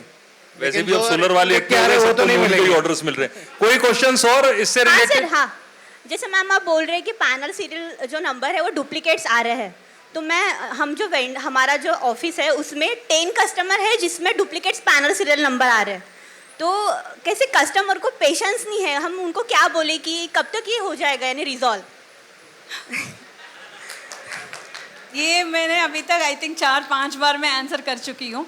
Panel serial duplicate serial number के लिए थोड़ा सा और please bear with us, because उसका जो स्टैंडर्ड ऑपरेट 2.0 जब आएगा तो तब आप एंट्री कर पाएंगे। जो ऑलरेडी हो चुका है, जिसने रिडीम कर दिया, उनका केसेस तो हम अप्रूवल ले रहे हैं, हम मतलब MSEDCL से उसका डिटेल्स मंगा रहे हैं एंड फिर उसका सब्सिडी रिलीज करवाएंगे। सर मैम ऑलरेडी कस्टमर के 2-3 महीने से पेंडिंग है सब्सिडी, तो उनको क्या जवाब दे? नहीं, यही तो जवाब दीजिए ना। देखिए सीरियल नंबर गलती हो गया, अब हम I am not here to pinpoint कि आपने गलती किया, इन्होंने गलती किया, इन्होंने गलती किया, अनफॉर्चुनेटली हो गया, ठीक है, तो उनको वो समझाइए। एंड अभी मुझे एक चीज़ बताइए, आपने एक एंट्री डेटा एंट्री किया, वो मैं अपनी मर्जी से कुछ चेंज कर सकती हूँ? नहीं करना चाहिए, बराबर है? तो ये आप भी मानते हैं, तो हम वही प्रोसीजर फॉलो कर रहे हैं। तो कल जाके अगर सिस्टम का ऑडिट भी होगा तो इसमें क्लैरिटी क्लियरली दिखेगा कि ये पहले एंट्री था, इसमें इसके बाद इस तारीख को इसका इन्फॉर्मेशन, सही इन्फॉर्मेशन MSEDCL से आया, इसका अप्रूवल हुआ, उसके बाद इसका एंट्री हुआ है। तो इट इज़ बेटर, अगर सिस्टम बराबर चलने के लिए ये ज़रूरी है, so please bear with us. This is what once again I will tell you. Thank you. Thank you. Thank you. Thank you so much, ma'am. Huge round of applause for Saraswati ma'am and sir. Hanumant ji हैं यहाँ पे, जोरदार तालियां। Sir ने और ma'am ने बहुत अच्छा समझाया, और अभी भी हमारे को स्पेसिफिक केसेस रहेंगे। सर यू मे सिट और यू मे ज्वाइन व्हाटएवर। हाँ हेलो सर, थोड़ा सा इधर हो जाए सर। हेलो हाँ, एक क्वेश्चन होता फक्त ma'am, one question for you again, last question. Ma'am मेरे 2 कस्टमर एक्चुअली, और दोनों हस्बैंड वाइफ है, दोनों के अलग अलग प्रॉपर्टीज है और दोनों ने अलग अलग प्रॉपर्टीज पे सोलर ले चुके हैं, बट उनका जॉइंट अकाउंट है। एक की सब्सिडी जमा हो चुकी है और एक की सब्सिडी वेरीफाइड होके भी जमा नहीं हुए। ठीक है, तो केस यही है, तो फिर उसमें आप ग्रीवेंस टिकट रेज कर दीजिए, हो जाएगा उसका। बिकॉज पहले क्या था कि इनिशियली ये पॉइंट था कि एक ही अकाउंट में एक ही बार सब्सिडी रिलीज हो सकती है। देखिए हम भी करते करते हमने भी बहुत सारी चीज़ सीखा है, तो this is also one of our learnings that ऐसा मल्टीपल अकाउंट हो सकता है। क्योंकि क्या गवर्नमेंट सर्वेंट होने की वजह से उनका जॉइंट अकाउंट है, दोनों रिटायर है। That is fine. तो आप ऐसे कर लीजिए, उनको बोल दीजिए कि एक मतलब आप ही करेंगे, वो कहाँ से करेंगे, तो आप टिकट रेज कर दीजिए, हो जाएगा आपका। चलेगा, thank you. And then once again I am telling you all, please आपका जो भी यूनिक क्वेरीज है वहाँ पे स्टॉल में आप एंट्री करवा दीजिए, so that at one point we are also getting all the information. ठीक है, thank you, thanks a lot, and once again sorry for delay in release of subsidy, if and only for the specific cases, because otherwise बाकी सब तो एकदम अच्छा चल रहा है। Thank you. ये पॉइंट पहले भी लिया था, हम लोग ग्रीवेंस टिकट रेज नहीं करते, सेम अकाउंट नंबर का केस है, उससे जॉइंट अकाउंट से कोई लेना देना नहीं, वो पहले होता था, अब जॉइंट अकाउंट को कोई समस्या नहीं है। तो कभी भी आप मल्टीपल सब्सिडीज भी ले रहे हैं तो हो सकता है वो एक दफा दिखाएगा कि ये अकाउंट ऑलरेडी यूज हो चुका है, आप ग्रीवेंस टिकट रेज करें, वो क्लियर कर देते हैं, आप बता सकते हैं they are two separate entities. अब हम लोग फेसलेस प्रोसीजर्स के बारे में थोड़ा सा जानना चाहेंगे। औंदेकर सर किसी कारण से नहीं आ पाए, बट औंदेकर सर से हमारी कोशिश है कि वो ऑनलाइन जुड़ पाए, तो तब तक के मैं चाहूँगा कि हमारे बीच में राहुल सोनटक्के सर हैं, स्पेशल प्रोजेक्ट्स डिपार्टमेंट MSCDCL से, तो वो फेसलेस प्रोसीजर्स के बारे में कुछ बताएं, AMISP से मीटर्स कैसे आएंगे उसके बारे में बताएं, और कुछ आपके क्वेश्चंस भी आंसर करें। उस बीच में अगर ओंदेकर सर जुड़ते हैं तो वो भी ऑनलाइन रहेंगे। मैं चाहता हूं कि दोड़गे सर सोनटक्के जी का पुष्पगुच्छ से स्वागत करें। दोड़गे सर प्लीज, सोनटक्के सर आए हैं।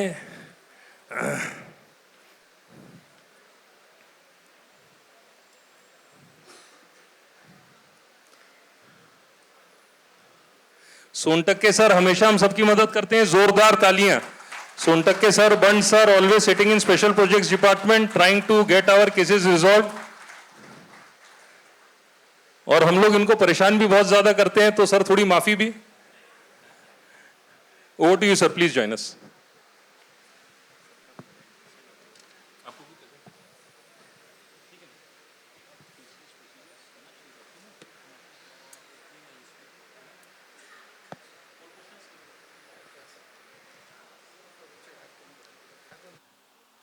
महावितरण के तरफ से, हेलो, महावितरण के तरफ से RTS वेंडर पोर्टल ये 22 अक्टूबर से डेवलप किया गया।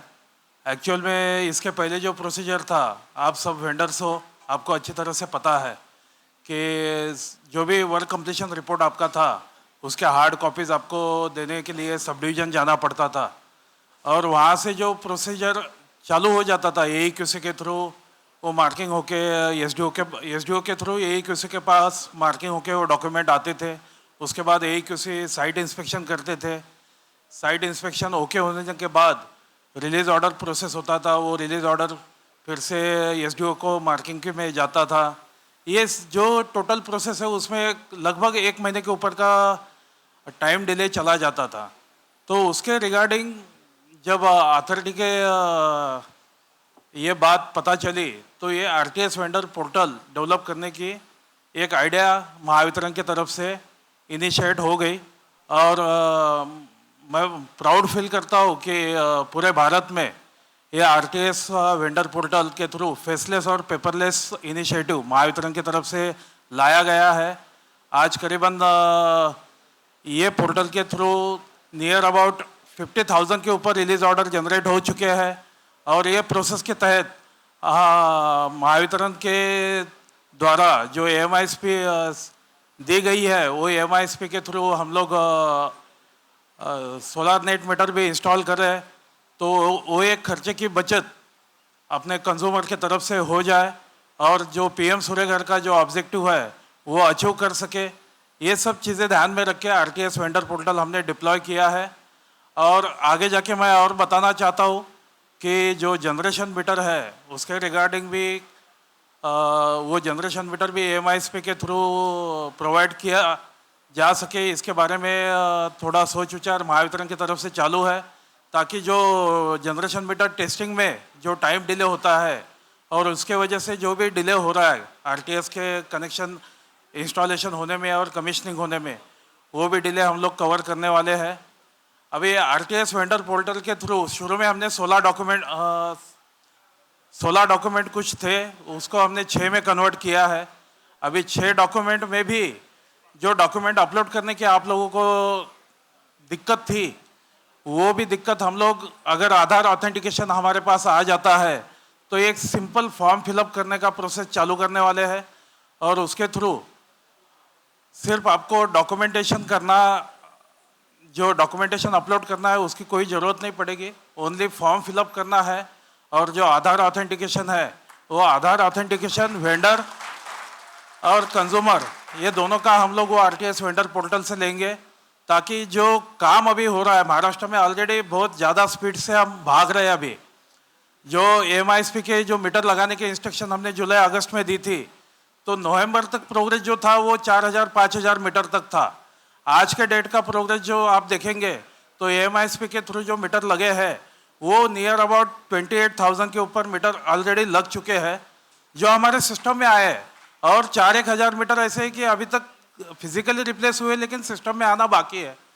तो ये जो इनिशिएटिव्स महावितरण की तरफ से लिए जा रहे हैं, जो टारगेट हमने सेट किया है, करीब करीब 9 लाख कनेक्शन का हमने टारगेट सेट किया है बाय द एंड ऑफ 27 अपने को ये टारगेट कंप्लीट करना है, और वो टारगेट अचीव करने के लिए आप सब वेंडर लोगों का योगदान बहुत ज़रूरी है, और आपके योगदान के बिना यह हमको मुमकिन नहीं हो पाएगा। तो ये जो RTS वेंडर पोर्टल है उसके रिगार्डिंग अगर किसी को कोई क्वेरीज होगा तो आप बता सकते हैं।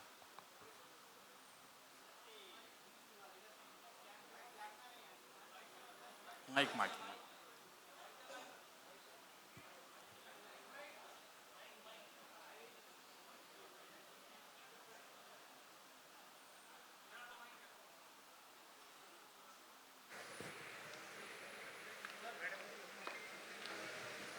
हॅलो हां साहेब, सुरुवातीला सांगितलं स्टॅम्प पेपर लागणार नाहीत, प्लेन पेपरवर जरी राहिलं तरी चालून जाईन, आणि नंतर परत निर्णय झाला की स्टॅम्प पेपर लागतील म्हणे. आणि दुसरी गोष्ट, तुम्ही फेसलेस म्हणतायत, पण MSCBच्या ऑफिसला गेलो की NHR 1वर पण पहिले सेक्शन ऑफिसरची सही घ्या, स्टॅम्प पेपरवर सही घ्या, आणि त्याच्यानंतर मग तुम्ही आमच्याकडे या. हे बिलकुल फेसलेस नाही आहे अशी गोष्ट. सर ये सही कह रहे हैं. सही तो नहीं, बट सर हाँ कुछ जगह छोड़ के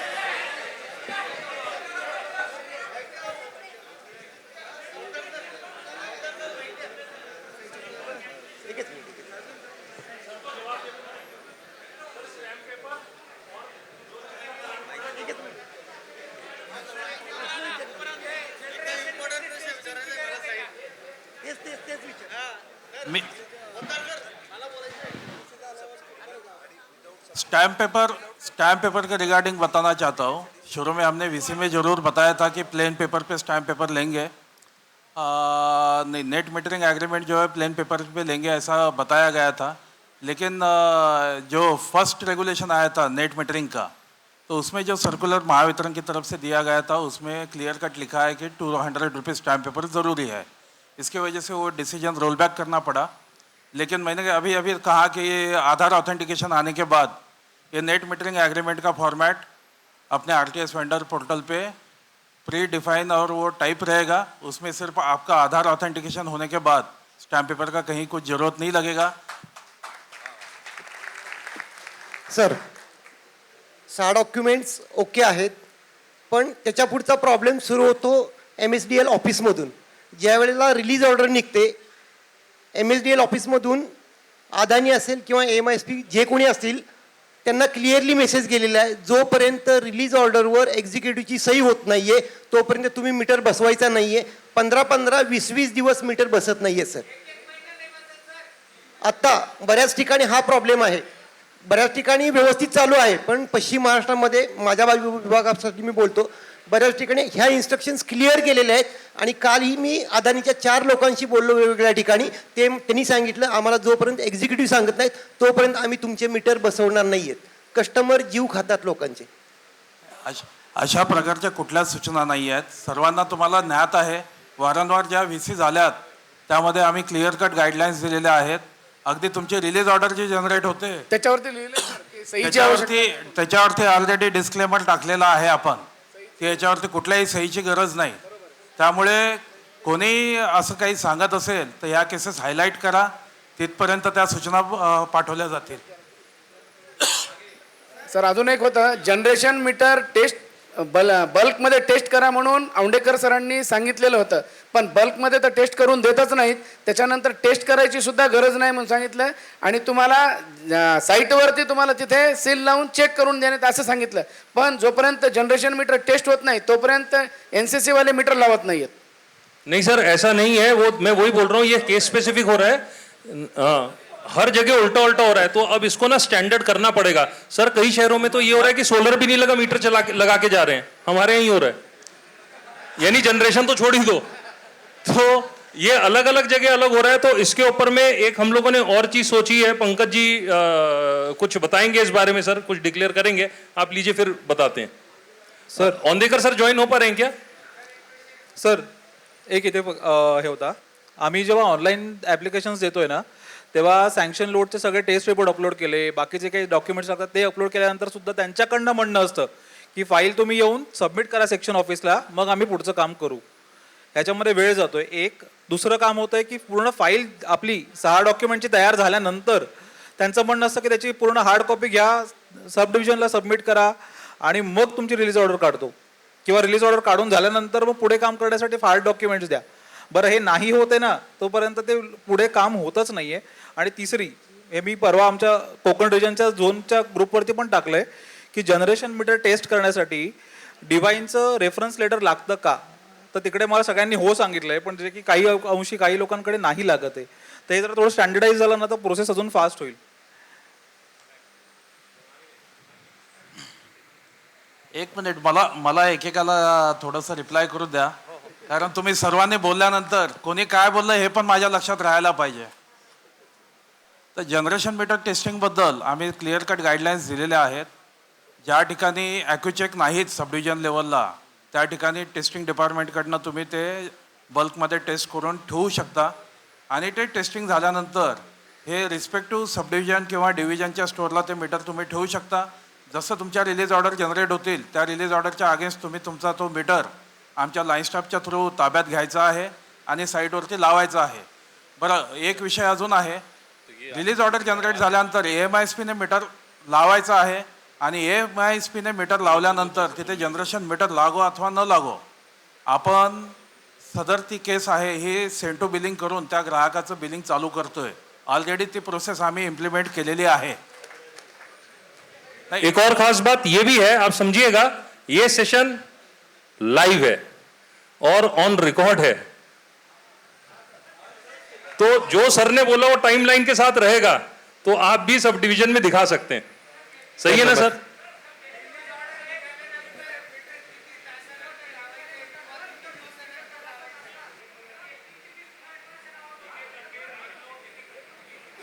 सर नमस्ते. सर नमस्ते. मला वाटतं मी हे जे सर्क्युलर्स आम्ही काढतो वेळोवेळी तुमच्या ग्रुपमध्ये पण टाकत असतो. रिलीज ऑर्डर जनरेट झाल्यानंतर अर्बन एरियामध्ये 24 तासात मीटर द्यायचं आहे, 48 तासात ग्रामीण भागामध्ये द्यायचं आहे, आणि एक मिनिट बोलू द्या, ट्रायबल एरियामध्ये तो 96 तासाचं तुम्हाला टाईम लिमिट आम्ही दिलेलं आहे MISPला. आता ही प्रोसेस आपण स्टार्ट केली आहे. कुठलीही प्रोसेस स्टार्ट करताना थोडी रजिस्टिव्हिटी राहते. MISPचं मॅनपॉवर तेवढे आहे नाही आहे हा विषय पण त्यामागे आहे. परंतु हळूहळू AMISP पण आमच्यासोबत धावायला सुरुवात झालेली आहे. कारण जो 4 महिन्यामध्ये प्रोग्रेस 2 ते 3 हजारचा होता, तो प्रोग्रेस आता या 2 महिन्यामध्ये 28 हजारापर्यंत गेला. याची पण सर्वांनी नोंद घ्या.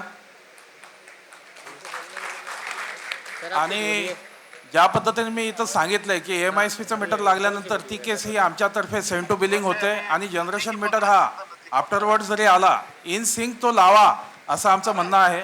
परंतु तो आफ्टरवर्ड्स आला तरी आम्ही तो सिस्टममध्ये भरू शकतो. तशी प्रोव्हिजन ऑलरेडी सिस्टममध्ये केली आहे आणि तशा सूचना सर्व फील्ड ऑफिसर्सला दिलेल्या आहेत. सर नमस्ते. सर नमस्ते.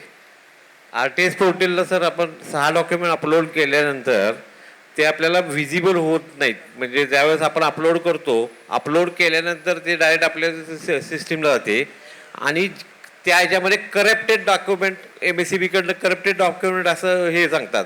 तर आम्हाला ते स्वतः ज्यावेळेस आम्ही अपलोड केल्यानंतर परत बघायची सोय व्हावी त्याच्यामध्ये की आपल्याला व्हिजिबल केले डॉक्युमेंट बरोबर आहे का. नाही, ऑलरेडी अपलोड केलेलं डॉक्युमेंट तुम्हाला बघता येतं. परंतु हा जो प्रॉब्लेम होता हा नवीन वर्ष चालू झालं त्यामधला इश्यू होता. नवीन वर्षातला पहिला महिना 1 होता. आपण ज्यावेळेस हे डिप्लॉय केलं तेव्हा 10वा महिना होता, तो डबल डिजिटचा महिना होता. तर तो फक्त ITशी रिलेटेड इश्यू होता. आमच्या लोकांच्या लक्षात आल्यानंतर तो इश्यू आता रिझॉल्व्ह झाला आहे. आता कोणालाही तसा प्रॉब्लेम नाही. Okay sir, thank you. साहेब, AMISPचा जे प्रॉब्लेम होता, जीनसवाल्यांचे जे एअरटेल सिमचे मीटर आहेत, रुरल एरियामध्ये एअरटेलचं नेटवर्क नाही आहे. दुसरी गोष्ट, मॅन्युअल मीटर जे आहे ते एंट्रीवाले लागत नाही आहेत. आता जिथे नेटवर्क नाही आहे तिथे ती लोक मीटर लावत नाहीत. मग तिथे काय करायचं? माझे कस्टमर आहेत 2-3 रुरल एरियामध्ये ज्यांचे मीटर लागलेले नाही आहेत आणि मॅन्युअल मीटर आपण तिथे लावू शकत नाही. कन्झ्युमर परचेस असं कुठलाही काही इश्यू नाही आहे. मीटर हे लावायला सांगितले आहेत. बाकी त्या मीटरचं कम्युनिकेशन कसं करायचं आहे हा AMISPचा विषय आहे. त्या विषयामध्ये तुम्ही न पडलेलं बरं. आणि या कारणामुळे जर AMISP लावत नसेल तर हायलाईट करून द्या. तशा सूचना AMISPला दिल्या जातील. सर बऱ्याच ठिकाणी रिलीज ऑर्डर काढताना किंवा RTS अप्रूव्ह करताना आर्थिक मागणी केली जाते. आणि ह्याला काही टाइम लिमिट आहे का? म्हणजे टाळ्यांच्या प्रतिसादावरून तुम्हाला कळत असेल किती लोकांना प्रॉब्लेम आहे.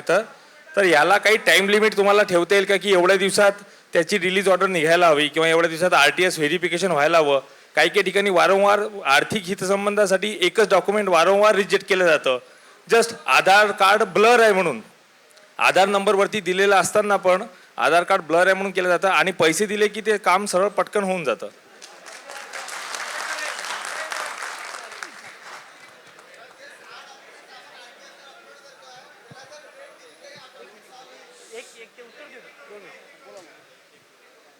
विषय एकच आहे आणि तुमचे जे डॉक्युमेंट ब्लर होत आहेत, थोडंसं जरा प्रत्येकाने टेक्नोसॅव्ही व्हावं असं मला वाटतं. ज्या ज्या डॉक्युमेंट ब्लर तुमचे जात आहेत तर थोडासा विचार करा का ब्लर जात आहेत ते. आणि एक मिनिट बोलू द्या पहिले मला. आणि जे काही डॉक्युमेंटेशनचा विषय आहे, मी आत्ताच सांगितलं तुम्हाला, आम्ही फक्त आधार ऑथेंटिकेशन अप्रुव्हलची वाट बघतोय. ते अप्रुव्हल भेटल्यानंतर हा विषयच आम्ही सॉर्ट आऊट करणार आहोत. हॅलो, हां सर, प्रत्येक सब डिव्हिजनमध्ये प्रत्येक ठिकाणी वेगवेगळे रूल आहेत. आता कोल्हापूर ठिकाणी ह्याला जनरेशन साईडला मेन स्विच लावा तरच ते रिलीज ऑर्डर काढतो, असं काहीचे काही उत्तर देतात आणि लावलं तरी मग ते इन्स्पेक्शनला येत नाहीत. हे सगळे असे पेंडिंग केसेस आहेत. CFAच्या गाईडलाईन्स आहेत तुमच्याकडे, तशा आमच्या लोकांकडे पण आहेत. त्यामध्ये ज्या ज्या गोष्टी नमूद आहेत ना त्या गोष्टी लावा तुम्ही. त्याच्यापेक्षा इतर गोष्टींसाठी कोणी आग्रह करत असेल तर त्यांना ते डॉक्युमेंट्स दाखवा. अजून ते फ्यूज सुद्धा सांगतात की ते न्यूट्रलला पण फ्यूज लावा. काही म्हणजे प्रत्येक ठिकाणी असे आडवाआडवी करतात. लोकेश,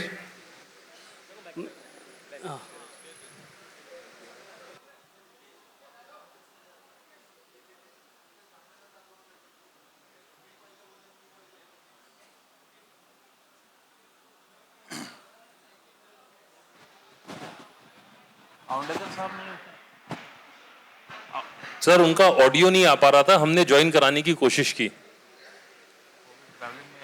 हाँ शायद ट्रैवलिंग में वो.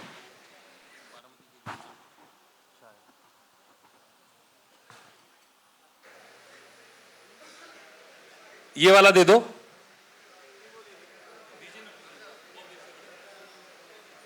ये वाला दे दो.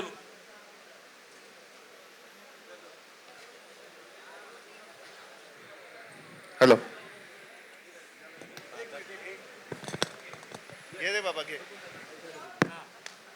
Hello sir. Hello sir, problems तर खूप सारे. 3 सजेशन द्यायचे होते मला, जे तुम्हीच आम्हाला सांगितले VC मध्ये. एक की आपण जो डॉक्युमेंट अपलोड करतो ॲज अ वेंडर, तो कुठल्या तारखेला कुठल्या सेकंदाला अपलोड केला आहे त्याचंच टाईम टॅम्पिंग हवं, जे तुम्ही सांगितलं होतं की राहणार. बरोबर, त्याच्याने आम्हाला पण लक्षात येईल की किती दिवसांपासून का प्रकरण पेंडिंग आहे.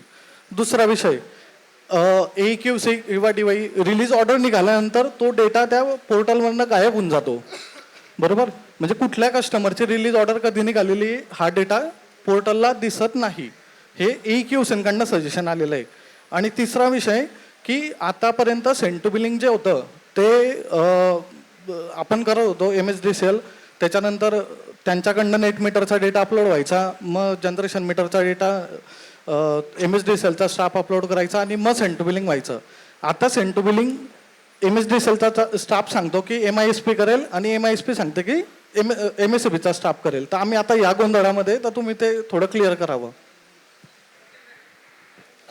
आता पहिला विषय तुमचा टाइम स्टॅम्पिंगचा आहे. हां, टाईम. तर RTS व्हेंडर पोर्टल ज्यावेळेस आम्ही डिप्लॉय केलं आहे आणि ते आता बऱ्यापैकी ऑपरेशनल झालं आहे, ज्या काही तुमच्या पण अडचणी होत्या त्या अडचणी पण आपण बऱ्यापैकी सोडवलेल्या आहेत. तर आता हा टाईम स्टॅम्पिंगचा विषय जो आहे तो आम्ही विचारात घेणार आहोत. आणि एकदा तुम्ही डॉक्युमेंट अपलोड केल्यानंतर किती दिवस कोणाकडे पेंडिंग राहिल्यात त्याचे रिपोर्ट काढले जातील आणि त्याच्या अनुषंगाने खालती फील्ड लेवलला सूचना पण जाणार आहेत. आणि दुसरा जो विषय तुम्ही म्हटलात की MISPने मीटर लावल्यानंतर त्याचं सेंड टू बिलिंग करायची जबाबदारी ही MISPचीच आहे. त्यामुळे कोणी तसं काही मनात आणू नये की MISPने मीटर बदली केला आहे तर त्याचं सेंड टू बिलिंग हे फील्डवाले करतील, असा कुठलाही विषय नाही.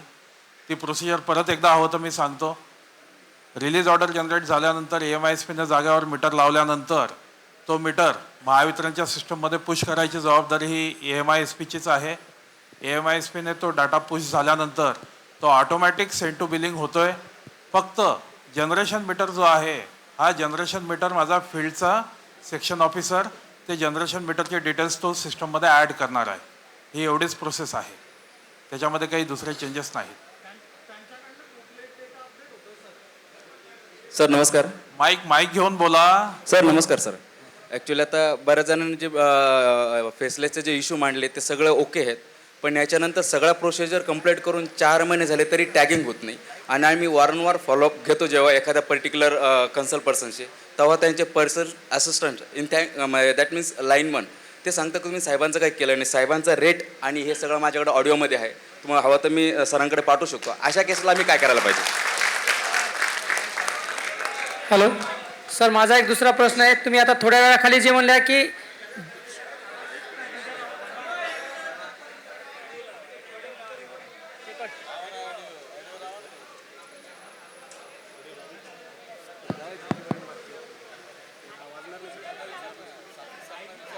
बोला.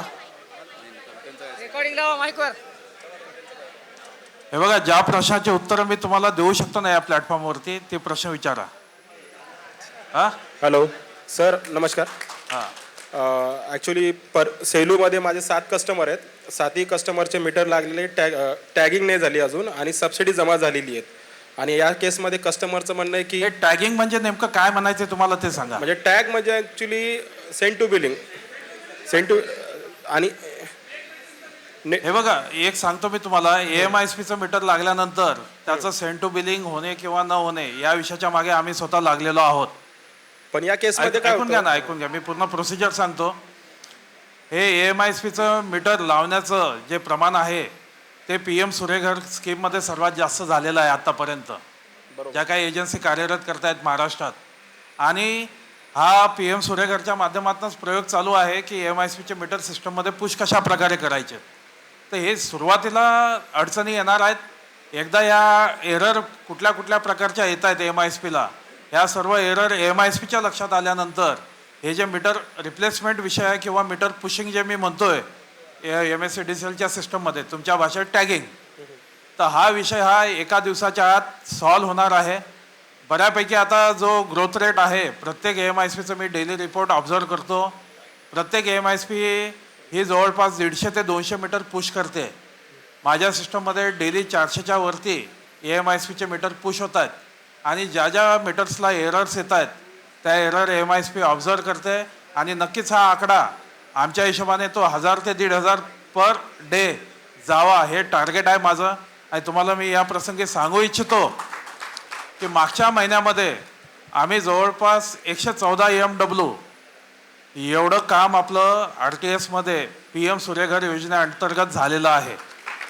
सर मग आता ह्या केसमध्ये जर 1 महिन्यात ते आपलं सेंड टू बिलिंग झाली नाही आपल्या याच्यातर्फे वेंडरतर्फे, तर त्या केसमध्ये जे बिल लागलं जातं म्हणजे ॲव्हरेज बिल, मग ते बिल त्या कस्टमरनी भरायला पाहिजेत की नाही भरायला पाहिजे? कारण कस्टमर त्यावेळेस आम्हाला प्रेशराईज करतो की मीटर लागलंय, सगळं झालंय, पेमेंट झालंय आणि आता एवढं होऊन पण जर आम्हाला 2 EMI भरायला लागतो, लाईट बिल प्लस EMI, मग त्या केसमध्ये ते आम्हाला प्रेशराईज करतात. मग कसं करायचं?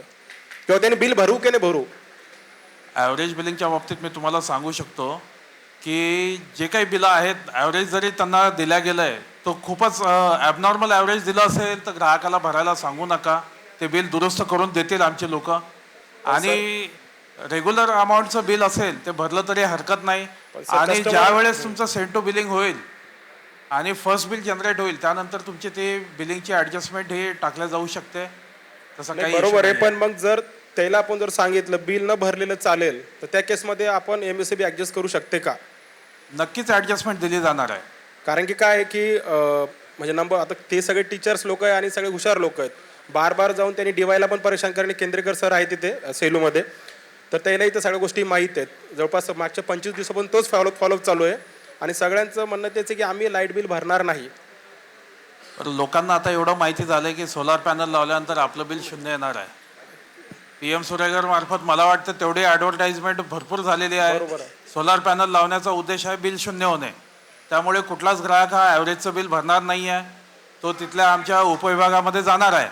आणि आम्ही सुद्धा कुठल्याही ग्राहकाकडनं जास्तीचं बिल भरून घेण्यामध्ये आम्हाला कुठलाही रस नाही. चालेल. फक्त ही सुरुवातीची फेज आहे. Sir, thank you, sir. EMISP ने मीटर लावल्यानंतर ते पुश झाल्यावरती हे इश्यू सॉल्व्ह होतील. Sir hello. सर आमच्या नांदेडमध्ये हे 600 मीटर बसलेले आहेत आणि ऑनलाईन प्रोसिडिंग जी आहे फक्त 140 मीटरची झालेली आहे. आणि होतोय काय, त्या दरम्यान बिलिंग डेटला अवरेज बिलिंग वाढत चालली आहे आणि DYच्या लेवलवर कमीत कमी 40 लाख रुपये अवरेज बिलिंगचं प्रेशर येतोय. बघा, मी आत्ताच सांगितलं थोड्या वेळापूर्वी की हे EMISP मीटर बदली करते आणि नवीन सिस्टम आम्ही डिप्लॉय केली आहे. ह्या नवीन सिस्टमचे काय प्लस पॉईंट्स आहेत, मायनस पॉईंट्स आहेत, काय एरर्स येत आहेत, त्याचा स्टडी चालू आहे. हा स्टडी झाला, एक 8 ते 10 दिवस किंवा अजून 15 दिवस जातील. पण एकदा हे 15 दिवसाची फेज निघून गेली त्यानंतर हे इश्यू येणार नाहीत. हॅलो सर, प्रत्येक एजन्सीला जसं टाईमलाईन दिला आहे की सिटी एरियामध्ये 24 आवर्स आणि ग्रामीण एरियात 48 आवर्समध्ये मीटर लागला पाहिजे. पण हे लोक मीटर लावत नाही, ह्याच्यावरती आपण काय ॲक्शन घेतलं आहे का आत्तापर्यंत? एखादी केस अशी आहे का? कारण माझ्याकडे असे एव्हिडन्स आणि प्रूफ आहेत. एक एजन्सीला मी कमीत कमी 1 महिन्यापासून कंटिन्युअसली फॉलोअप करतो. 10 ते 12 मी मेल पाठवलेले आहेत. सिंगल इव्हन त्यांचा रिप्लाय नाही. मी पर्सनली बोललो त्यावेळेस त्याला की बाबा तुम्ही रिप्लाय करत नाहीत आणि मीटरही बसवत नाहीत का? तो म्हणतो आमच्याकडे माणसं नाहीत एवढ्या लांबचा मीटर बसवायला. मी म्हणलं लांबचा मीटर बसवायला माणसं नाही तर तुम्ही कॉन्ट्रॅक्ट घेतलं कशाला? तर नाही गेला, किंवा आम्हाला स्वतःला अथॉरिटी द्या, आम्ही स्वतः जाऊन बसवतो. ते म्हणले तुम्हालाही देणार नाही आणि मीटरही आम्ही बसवणार नाही. शेवटी आम्हाला त्यांच्यासाठी गाडी अरेंज करून त्यांना माणसाला पिकअप करून मग कन्झ्युमरच्या ठिकाणी घेऊन तो मीटर बसवण्यासाठी मला पुण्यातून कमीत कमी 3 ते 4 हजार रुपये एक्सपेन्स पे करावे लागले.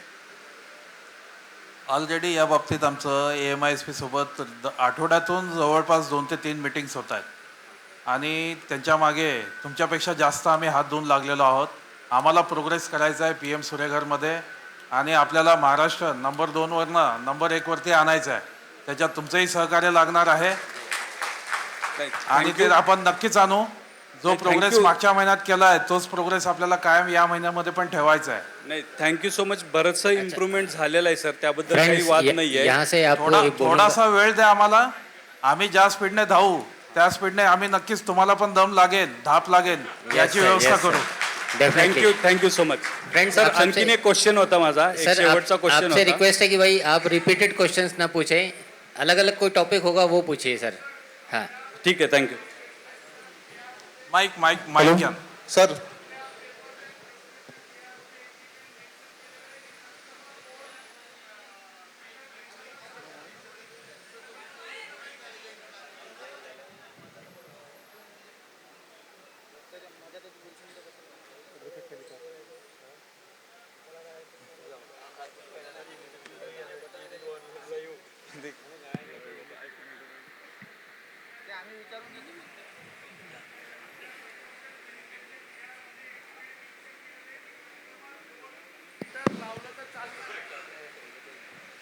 तर त्याबद्दल म्हणजे EMISP-लाही काही माहिती नाही आणि आम्ही मीटर टेस्टिंगला दिले तर ते सब डिव्हिजनवाले घेतही नाहीत. त्यांना त्या म्हणजे GR तर एवढे आम्ही छत्रपती संभाजीनगरला दिलेले आहेत की म्हणजे MSCBला सांगायला गेलं तर ते म्हणतात हा आमच्यापर्यंत आलाच नाही. मग आम्ही फाईलच घेऊन फिरतो त्याच्यासाठी आणि त्यांना देत असतो.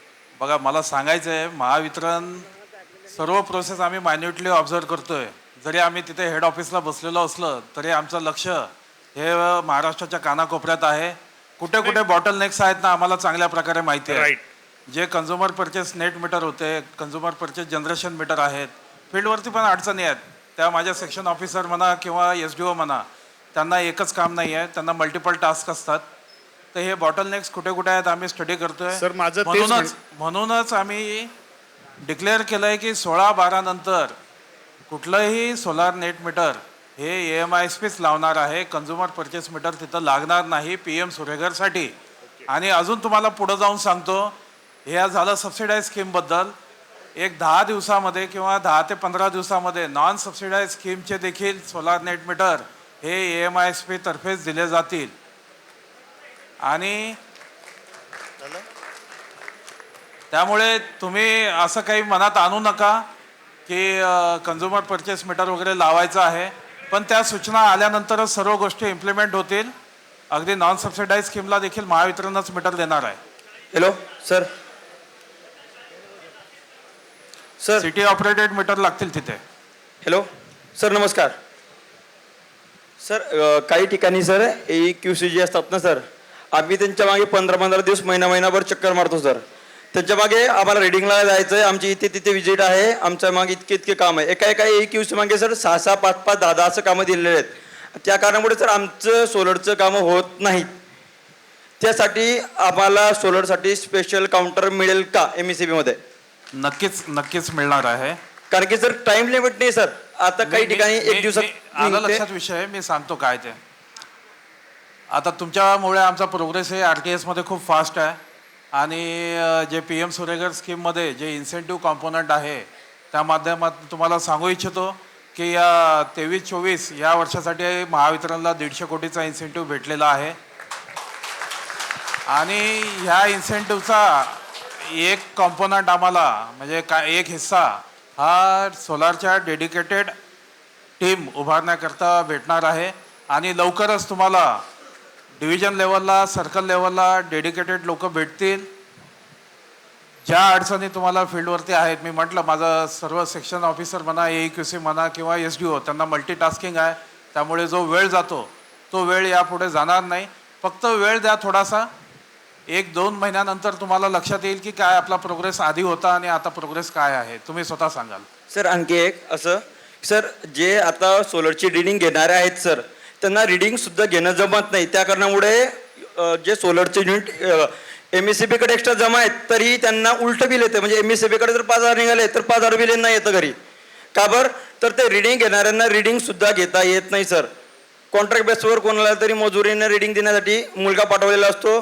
जे रिडिंग MECB कडे एक्स्ट्रा जमा आहेत ते यांच्याकडे दाखवलं जातं आणि यांच्याकडे पेमेंटनुसार बिलं सोडले जातात सर. तेच सांगतो तुम्हाला. आमचं लक्ष सगळीकडे आहे. म्हणूनच AMISPचे मीटर लावतोय ना आपण तिथे. ते मीटर लागल्यानंतर सर्व रिडिंग ह्या ऑटोमॅटिक होणार आहेत. अगदी जेवढे RTHचे कनेक्शन तुम्ही यापूर्वी लावलेत त्या ठिकाणी देखील सोलारचे मीटर लागतील AMISPचे. आणि आमचा उद्देश हा तोच आहे की रिडिंग हे सर्व ऑटोमॅटिक व्हावं. सर पोर्टलवर जास्त दिवस झाले आपले डॉक्युमेंट जमा अपलोड करून, म्हणून ते सांगतात की तुमचे डॉक्युमेंट्स आता हे झालेले आहेत, तुम्ही पुन्हा अपलोड करा. असं प्रत्येक कस्टमरचं 3-3, 4-4 वेळा करावं लागतं. सब डिव्हिजन झालेत म्हणजे काय नेमकं आपल्याला काय माहित? ते तर सांगतात रिजेक्ट झाले. तुम्हाला दिसतं ना साहेब रिजेक्ट झाले? आपल्याला दिसतात सर, पण ते सांगतात पुन्हा अपलोड करा. हे बघा, रिजेक्ट केले असेल तर रिजेक्शनचं रिझन टाकायचं आहे तिथे. तुम्ही बघू शकता की तसं काहीच नाही. फक्त ते ओरली सांगतात पुन्हा अपलोड करा. अरे तुम्ही बघा ना तुमच्या पोर्टलच्या लॉगिनला काय कारण आहे. ते दिसतं आपल्याला, दिसतं सगळं अपलोडेड आहे. मग त्या कारणामुळे ते खरंच रिजेक्ट झालं का ते बघा. रिजेक्ट नाही, काहीच नाही ना साहेब. अगदी प्रत्येक गोष्ट आपण नाही सांगू शकत तुम्हाला कसं करायचं. ते म्हणतात आम्हाला दिसत नाही आमच्या पोर्टलवर, तुम्ही पुन्हा अपलोड करा. मग त्याच्यानंतर असं 2-4 वेळा केल्यानंतर मग एखाद्या वेळेस काम होते. तसले काहीच इश्यू नाही आहेत. सर संभाजीनगरला काही डिव्हिजनमध्ये सगळ्यात मोस्टली प्रॉब्लेम सध्या असा येतो आहे की तुमचं ॲव्हरेज बिलिंग जर 1000 रुपये जरी असलं तर त्या ठिकाणी लाईनमन लाईट कट करायला येऊन उभा असलेला असतो. त्या ठिकाणी हा प्रॉब्लेम आम्हाला खूप जास्त संभाजीनगरला येतोय. याच्यावरती तुम्ही कृपया मार्गदर्शन करावे. मी आत्ताच थोड्या वेळापूर्वी सांगितलं, एक इनिशियल फेज आहे ही ॲव्हरेज बिलिंगची. AMISPचा डेटा सिस्टममध्ये पुश व्हायला लागला. आफ्टर रिप्लेसमेंट विदिन 1 or 2 डेजमध्ये डेटा पुश झाला तर ह्या सर्व प्रॉब्लेम्स ऑटोमॅटिक सॉर्ट आउट होणार आहेत.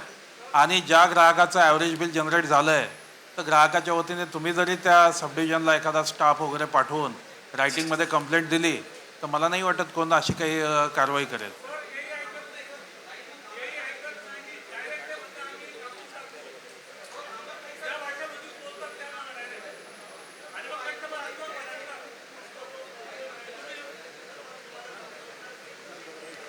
सर जो ग्राहक सिंगल फेजचा मीटर आहे त्याच्या इथं सध्या आणि त्याला 3 फेजचा इन्व्हर्टर सोलार बसवायचा आहे तर त्यांनी काय प्रोसेस केली पाहिजे? पहिले 3 फेजचा जनरेशन मीटरमध्ये शिफ्ट झालं पाहिजे का?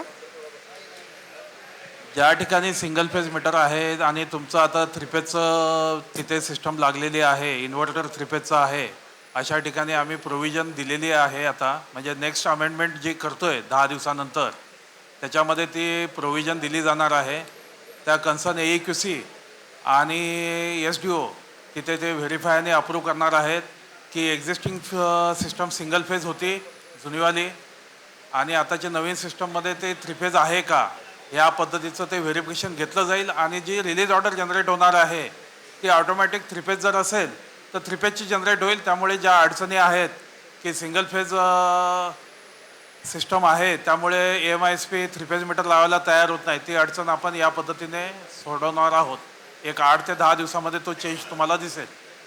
सर माझा एक विषय होता. हॅलो, मी सर अप्लिकेशन केलं नेम चेंजचा 12 डिसेंबरला. 12 डिसेंबरपासून तर 30 जानेवारीपर्यंत हे प्रकरण पेंडिंग ठेवलेलं आहे नेम चेंज संदर्भात. कशासाठी? फक्त पैशासाठी. तुम्ही हा विचार करा. यासोबत याच्यामध्ये नमुना अट, खरेदी, टॅक्स पावती एवढे सगळे व्हॅलिड डॉक्युमेंट लावलेले असताना सुद्धा आणि नंतर ते प्रकरण गेले दुसऱ्या वेंडरकडे. दुसऱ्या वेंडरला गेल्यानंतर त्यांनी पैसे देऊन ते नेक्स्ट दिवसात जस्ट 30 तारखेला मी पैसे केस वापस दिली, 31 तारखेला त्यांनी अप्रुव्हल दिलं. हे त्याची प्रूफ आहे. आणि मला सांगा, हे या पद्धतीने जर काम होत असेल तर वर्किंग करायचं कसं? वर्किंग करायचं कसं? हे प्रूफ आहे सर. याच्यासोबत नमुना अट, टॅक्स पावती, खरेदी पावती, खरेदी खत सगळ्या गोष्टी याच्यात अटॅच आहेत. तुम्हाला आणि ऑफिसर काय म्हणतो? ऑफिसर काय म्हणतो? ऑफिसर काय म्हणतो? हे नियम आमच्यासाठी नाहीत, आमचे नियम आम्ही बनवलेले आहेत, या पद्धतीचे आहेत. DY साहेब म्हणतात त्या ऑफिसरला आपण सर्व दिलेलं आहे, ते ऑफिसर जे म्हणतील ते पूर्व दिशा. म्हणजे वणी डिव्हिजन सब डिव्हिजनसाठी काही वेगळे रूल्स, पांढरवडा सब डिव्हिजनसाठी काही वेगळे रूल्स, यवतमाळ सर्कलसाठी काही वेगळे रूल्स आणि अमरावतीसाठी वेगळे, नागपूरसाठी वेगळे, असं काही आहेत का? बघा, अन्याय झाला असं वाटतं ना तुम्हाला? Obviously sir, obviously. मग तरी सर न्याय मागा ना. प्लॅटफॉर्म तो न्याय मागायसाठी नाही. तुम्ही रायटिंग मध्ये तक्रार करू शकता. तुम्हाला सर्व मार्ग उपलब्ध आहेत. थोडंसं SOP वाचून घ्या. चेंज ऑफ नेमचं ऍप्लिकेशन दिल्यानंतर नेक्स्ट बिलिंग सायकल पर्यंत चेंज ऑफ नेम झालं पाहिजे असा नियम आहे. त्या नियमात जर एखाद्या अधिकाऱ्याने काम नाही केलं, रायटिंग मध्ये योग्य अधिकाऱ्याकडे तक्रार करा. ते म्हणतात की हे वडिलाच्या नावावर मीटर होतं, वडिलाच्या नावावरचं मीटर मुलाच्या नावावर जमीन झाली, तर याचा संबंध कसा काय आला हे सांगा आणि त्याचा फेरफार जोडा. फेरफार नसल्यामुळे पण खरेदी खत आहे, नवीन व्यक्तीच्या नावाने खरेदी खत आहे, टॅक्स पावती आहे, बाकीच्या इतर गोष्टी, आणि जसे पेमेंट दिलं दुसऱ्यांनी तसं हे अप्लिकेशन त्यांनी अप्रूव्हल केलेलं आहे. आता कसं काय अप्रूव्हल झालेलं आहे? अरे हो, मी तेच सांगितलं ना. तुम्ही हे प्रश्न मला विचारताय ना, ते रायटिंग मध्ये योग्य अधिकाऱ्याला विचारा की साहेब. बर, ठीक आहे. ज्या गोष्टी माझ्याकडे नाहीत त्या गोष्टीबद्दल मी सांगू शकणार नाही. आणि अशा प्रकारचे प्रश्न नका रिपीट करू. सर, तुम्हाला अडचणी काय आहेत ना पोर्टलच्या बद्दल त्या सांगा, त्या सोडवायचा पुरेपूर प्रयत्न करणार. सर, माझा प्रश्न असा आहे की आमच्या इथे यवतमाळला सर इकडे समोर इकडे ओके, जिओ टॅगिंगचे okay no problem sir. Geo टॅगिंगचे फोटो हे ग्राहकासोबतच असणे गरजेचे आहे. त्याकरिता माझे जवळजवळ 4 ते 5 अप्लिकेशन रिजेक्ट झालेले आहे साहेब. सकाळी विषय झाला ना, कशाला विचारताय? नाही, आम्हाला हे बघा, काही सूचना ज्या आमच्याकडनं पण चुकीच्या पास झाल्या असतील तर त्या आम्ही करेक्ट करायसाठी ऑलरेडी ग्रुपवरती तुमच्या टाकलंय की. हॅलो, आमच्याही ग्रुपवरती तो विषय झालेला आहे, त्यामुळे ते प्रश्न नका रिपीट करू. सर, एक सेंट टू बिलिंग बद्दल सजेशन होतं की सेंट टू बिल म्हणजे मीटर रिप्लेस केल्यानंतर बऱ्याच वेळेला 1 महिना 2 महिने ते सेंट टू बिलला जात नाही आणि टोलवाटोलवी होते की MECB किंवा इतर एजन्सी ते करणार आहे. मग ह्याच्यासाठी एक मला असं वाटतं की ज्या दिवशी मीटर रिप्लेस होतो, जी एजन्सी येऊन रिप्लेस करते ती एखादं डॉक्युमेंट आम्हाला देऊ शकेल का की आज तुमचा मीटर बदलला आहे आणि ह्या डॉक्युमेंटच्या बेसिसवर तुम्ही फॉलोअप घ्या. याबद्दल एक विषय सांगतो मी. आता मागच्या महिन्यामध्ये आम्ही एक इनिशिएटिव्ह घेतला होता. बऱ्याचशे ग्राहक असे निदर्शनास आले की त्यांना सबसिडी रिलीज झाली आहे. आता सबसिडी रिलीज झाली याचा अर्थ इन्स्पेक्शन नॅशनल पोर्टलला अप्रूव्ह झालं आहे, परंतु ते कंझ्युमर सर्व माझ्या बिलिंग सिस्टमला आलेले नव्हते. असे जवळपास 11,000 कंझ्युमर आम्ही शोधून काढले आणि ते 11,000 कंझ्युमर आपण मागच्या महिन्यामध्ये सेंट टू बिलिंग करून घेतलेले आहेत. आता याच्या व्यतिरिक्त काही कंझ्युमर असे पण असू शकतात की जे फिजिकली जागेवरती लागलेले आहेत, इन्स्पेक्शन देखील अप्रूव्ह झालेलं नाही. तर मी ह्या प्रसंगी सर्व व्हेंडर्सना अपील करू इच्छितो की कुठे कुठे नेट मीटर लागलेत हे तुम्हाला चांगल्या प्रकारे माहिती आहे. तर मी सुरेशजींना पण विनंती करेल की त्यांनी एक डेटाबेस गोळा करावा की असे मीटर्स ज्या ठिकाणी मीटर फिजिकली जाग्यावर लागलेले आहेत आणि ते बिलिंगमध्ये त्यांचं नेट मीटरिंगचं बिलिंग चालू झालेलं नाही अद्यापपर्यंत आणि इन्स्पेक्शन देखील अप्रूव्ह झालेलं नाही, अशा प्रकारचा डेटा आपापल्या ग्राहकाबाबतचा जर प्रत्येक व्हेंडरकडे असेल तर तो तुम्ही एकत्रितपणे द्यावा आणि तो आमच्यापर्यंत आणून द्यावा. तर त्याच्यावरती आम्ही नक्कीच ती कारवाई करू. सर काही कन्झ्युमरचं असं आहे, सोलार PV ॲप्लिकेशन झालेलं आहे, एजन्सी पण सिलेक्शन झालेलं आहे, PM सूर्यगरला ॲक्सेप्ट पण केलं आहे, पण RTS पोर्टलवर दिसत नाही आहेत कन्झ्युमर. माझे असे 3 कन्झ्युमर आहेत. AQC म्हणत आहेत की तो आमचा प्रॉब्लेम नाही, तुम्ही तिकीट रेस्ट करा. तुम्हाला 24,282ची लिस्ट मी टाकलेली आठवत असेल ग्रुपवरती. त्या लिस्टमध्ये ते 3 ग्राहक तुमचे आहेत. परत एकदा चेक करा. सर AMISP सर हे फक्त सबसिडीसाठी आहे की कमर्शियलसाठी पण आहे? AMISP हे फक्त सबसिडीसाठी आहे की कमर्शियलसाठी पण आहे? आता थोड्या वेळापूर्वी उत्तर दिलं मॅडम मी. एक 10 ते 15 दिवसामध्ये आम्ही मॉडिफिकेशन करतोय. नाही सर, ऐकून तर घ्या. सबसिडाईज आणि नॉन सबसिडाईज दोन्ही ठिकाणी AMISPचे मीटर लागणार आहेत, परंतु ते 10 ते 15 दिवसानंतर. आता आमची केस 26 जानेवारीची आहे, कमर्शियल केस आहे 26 डिसेंबरची, आणि ते म्हणतायत की AMISP ते मीटर लावणार. तर आता आम्ही कुठं शोधायचं अडाणीला मीटर लावायला? सांगितलं मी आत्ताच. त्या प्रश्नाचं उत्तर तुम्हाला भेटलं असणार आहे. परत तो प्रश्न विचारून काय फायदा आहे? मी सांगेल ना तुम्हाला की तुम्ही तुमचं मीटर लावू शकता. सर पण ते मीटर पण देत नाही ना सर. इन्स्पेक्शनसाठी मीटर दिलेले आहेत आम्ही आमचे, पण ते देत नाही. कुठलं सब डिव्हिजन आहे? भोसरी सब डिव्हिजन कलाने सर. तुम्हाला पर्सनली व्हॉट्सअप करा. माझा नंबर मला वाटतं मी केलेला आहे सर, तुम्हाला व्हॉट्सअप केलेला आहे. सर इन सब चीजों को ना एक सोल्यूशन है. मी संगीता, एक सेकंड प्लीज. ये जो केस स्पेसिफिक हो रहे हैं ना, इन सब का एक बहुत बढ़िया सॉल्यूशन है. जैसे अभी सरस्वती मैम ने हम लोगों को कहा कि भाई 15 दिन में 4 घंटे, मेरी भी रिक्वेस्ट थी औंदेकर सर से कि हम लोगों की कम से कम जैसे 1.5 महीने से कोई परेशान होता है. कस्टमर तो क्या है, इंटीग्रेटर को ही चोर समझता है कि इसी को नहीं जम रहा काम. मेरे पड़ोस ने तो बाद में ऑर्डर दिया था, उसके यहाँ सोलर लग गया, ऐसे ही हो जाता है. तो ऐसे केसेस में अच्छा मुझे ये भी मालूम है सॉल्यूशन आपके हाथ में. आप जो चीजें दे रहे हैं वो नीचे तक परकुलेट नहीं हो रही हैं और किसी ना किसी कारण से कुछ सब डिविजन्स में काम नहीं हो पा रहा बराबर. तो अगर 15 दिन में एक बार, ये तो बहुत अच्छा हुआ आज जो सर ने बातें बोली ये सब ऑन रिकॉर्ड है, तो इसकी क्लिप सबके पास रहेगी. बट 15 दिन में सर एक बार अगर आप लोग भी एक हाफ डे का ऑनलाइन सेशन एम्पैनल्ड वेंडर्स के लिए सबके लें, तो आपको भी आइडेंटिफाई होगा कि लातूर में फला हो रहा है, रत्नागिरी में ये हो रहा है. तो आप लोग भी थोड़े से, मुझे मालूम है आप लोग बहुत बढ़िया से काम कर रहे हैं, बट थोड़े से आप भी प्रोएक्टिव हो जाएंगे. कुछ इस प्रकार से अगर 15 दिन में एक बार मीटिंग हो जाए तो सोल्यूशन मुझे लगता है थोड़ा ज्यादा जल्दी मिल सकते हैं. डेफिनेटली. सर आपण आता बोलले की फिजिकली मीटर लागलेलं आहे पण सेंड टू बिलिंग झालेले नाही, असं ग्राहकांची यादी करा. मग ते जर 16 डिसेंबरच्या अगोदरचे असतील. सर्व सोल्युशन देऊ आम्ही, फक्त आमच्यापर्यंत यादी पोचवा. माझ्या सिस्टममध्ये मला जे डिटेक्ट करता आले 11,000 कन्झ्युमर, त्याच्यावरती आम्ही काम केलंय. ओके. याच्या व्यतिरिक्त जे मला सिस्टम थ्रू डिटेक्ट करता येणार नाहीत त्या केसेस मी सांगितल्या. ज्या ठिकाणी फिजिकली जाग्यावरती मीटर लागलेत, इन्स्पेक्शन तुम्ही नॅशनल पोर्टलला अप्रूव्ह केलेलं नाही, अशा केसेस तुम्ही एकत्रितपणे एखादा डाटा बनवा आणि तो डाटा माझ्यापर्यंत पोहोचेल अशी व्यवस्था करा. तुमच्या अडचणी नक्कीच 10 दिवसामध्ये सॉल्व्ह होतील. Thank you sir. जरा परत एकदा 2च प्रश्न आहेत, त्याची तुम्ही ऑन रेकॉर्ड जरा उत्तर दिलीत तर. आमचा प्रॉब्लेम काय होता, आम्हाला रत्नागिरीत ना कुडाळ फोंडापर्यंत ना फक्त फाईल देण्यासाठी जावं लागतंय. तर तेवढं फक्त क्लिअर करायचं होतं की 6 डॉक्युमेंट अपलोड केल्यानंतर मीटर लागल्यानंतर ती फाईल सब डिव्हिजनला प्रोव्हाइड करायला हार्ड कॉपी द्यावी लागते का, एक. आणि दुसरं, दोन्हीची उत्तरं एकत्रच आहेत. RTS पोर्टलला जेव्हा डॉक्युमेंट अपलोड करतोय तेव्हा MECDCLच्या ऑफिशियल्सची साईन होणं अपेक्षित आहे का?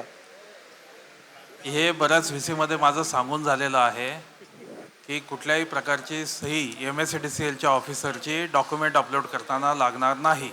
हा पहिला मुद्दा.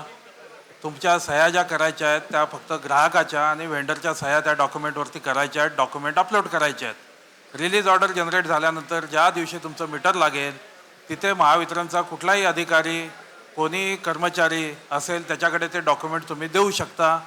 त्या डॉक्युमेंटवरती त्याच्यानंतर महावितरणचे अधिकारी साईन करतील. नेट मीटरिंगचं एक ॲग्रीमेंट जे ग्राहकाकडे असायला पाहिजे ते ग्राहकाकडे पोच केलं जाईल किंवा ग्राहकाने कार्यालयातनं जाऊन घेतलं तरी काही हरकत नाही.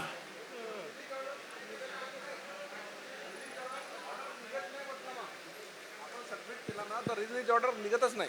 लास्ट 2 क्वेश्चंस लेंगे, हमको ये हॉल भी देना और एक अनाउंसमेंट भी है. Last 2 questions 1 and 2. Lokesh mic लेना फिर उसको. सर नमस्कार. माझं असं होतं की जे नॉन सबसिडाईज प्रोजेक्ट आहे त्यांची पण प्रोसेस जी आहे ती फेसलेस आणि पेपरलेस व्हावी. म्हणजे अप्लिकेशन करतानाच त्यांचं लोड एक्सटेन्शन व्हावं आणि ITS पोर्टलवर 6 डॉक्युमेंट अपलोड करून त्यांचं रिलीज निघावं. कारण या गोष्टीसाठी सर खूप चक्रा मारावं लागतात लोड एक्सटेन्शनसाठी. मग फिजिबिलिटी करायसाठी पर्सनली इंजिनियरला सांगावं लागतं सर याची फिजिबिलिटी पेंडिंग आहे, प्लीज फिजिबिलिटी करा. सँक्शन येतं मेलवर, त्याच्यानंतर मग आम्ही पुढची प्रोसेस करतो.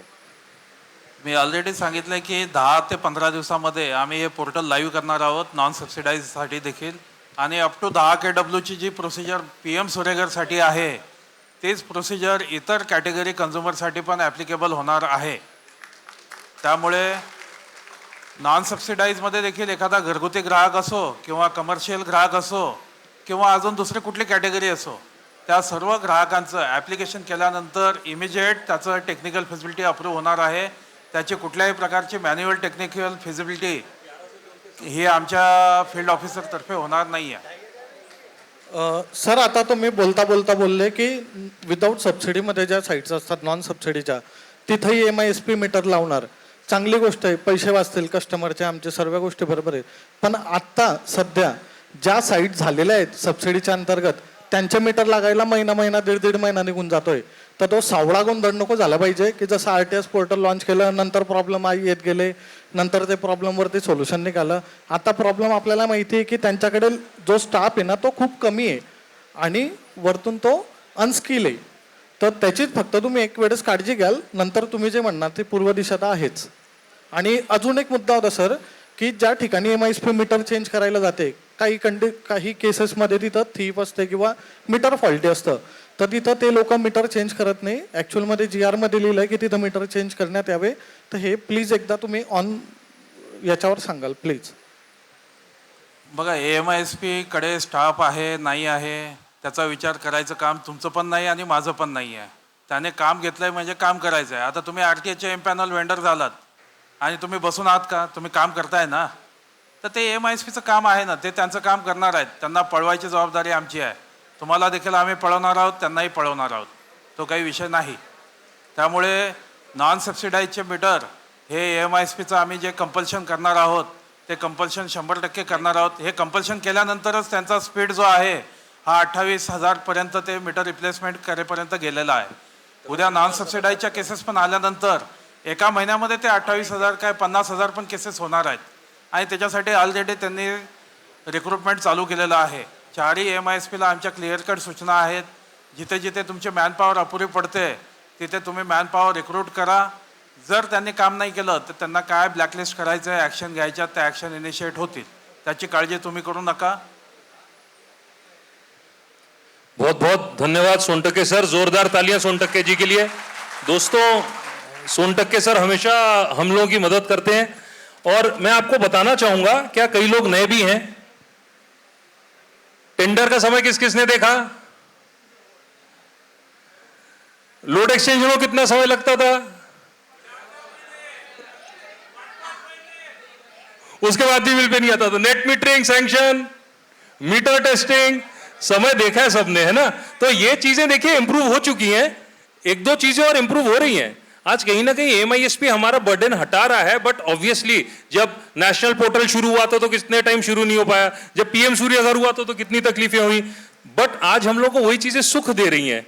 तो whenever there is a change, there is a little period of difficulty. We have to go over it. हाँ, इसमें एक बात उतनी सच है कि ये हर जगह अलग अलग SOP फॉलो हो रही है. जैसे दोड़के सर बैठे हैं, तो I am proud to say and thank you so much. दोड़के सर के लिए एक बार जोरदार तालियां. मैक्सिमम चीजें नागपुर में बहुत ज्यादा स्मूथ होती हैं. हमारे यहाँ तकलीफें जरूर हो सकता है कुछ जगह होंगी बट बहुत ही कम है इन कंपैरिजन टू जब मैं बाकी सबकी तकलीफ सुनता हूँ. तो बाकी जगह भी धीरे धीरे होंगी और अभी थोड़ी देर पहले हमारा तगड़पल्लीवार से डिस्कशन भी हुआ, may be he is on a call so he is outside, तो उन्हें भी जो आइडिया था वो पसंद आया कि 15 दिन में एक बार हमारी वेंडर्स की मीटिंग हो और हम ये जो सब डिवीजन वाइज या AEQC वाइज जो केसेस हैं वो सामने रखें तो उस पर फास्ट एक्शन होगा। अब जैसे एकदम से आपको मालूम है PM सूर्य घर आया था, इन्वर्टर्स मिल रहे थे क्या? आज पैनल्स की क्या हालत है ना?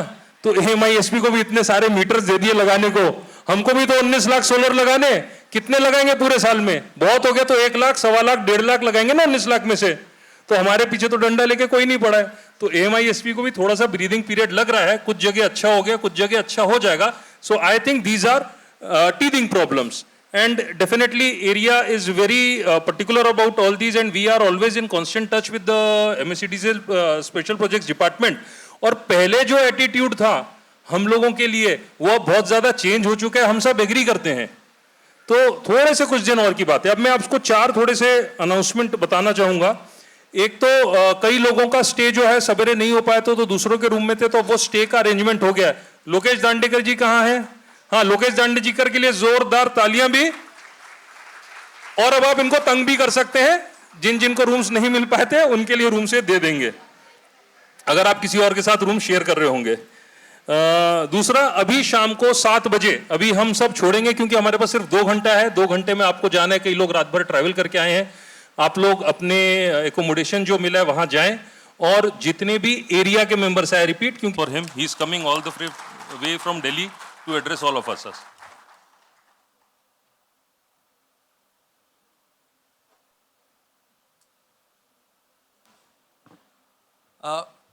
सभी को बहुत बहुत सुप्रभात। ये इवेंट में जब साकेत जी ने मुझे इनवाइट किया था तो मेरे मन में काफ़ी इंटरेस्ट था महाराष्ट्र में आकर के महाराष्ट्र की कहानी सुनने का। एसेंशियली बिकॉज जब हमने PM सूर्यघर को लॉन्च किया था last year as per the directions of honourable prime minister, तो हमारा एक जो की टारगेट था वो ये था कि जो रूफटॉप सोलर की का जो प्रोग्रेस है, का जो मार्केट है, उसको हम लोग कैसे अनलॉक करें और कैसे उसको एक बहुत वाइब्रेंट इकोसिस्टम बनाएं। आप लोग काफ़ी एक्सपीरियंस्ड हैं सोलर इंडस्ट्री में, और I want to just take you through the sentiment. मैं स्कीम के बारे में थोड़ा कम बात करूंगा, और जो हमारा थॉट प्रोसेस है मिनारी में, कैसे हम देखते हैं इस स्कीम को आगे बढ़ाने का, और कैसे हमें लगता है कि ये स्कीम अपने 1 करोड़ के टारगेट या 1 करोड़ से ऊपर के टारगेट को पूरा करेगी।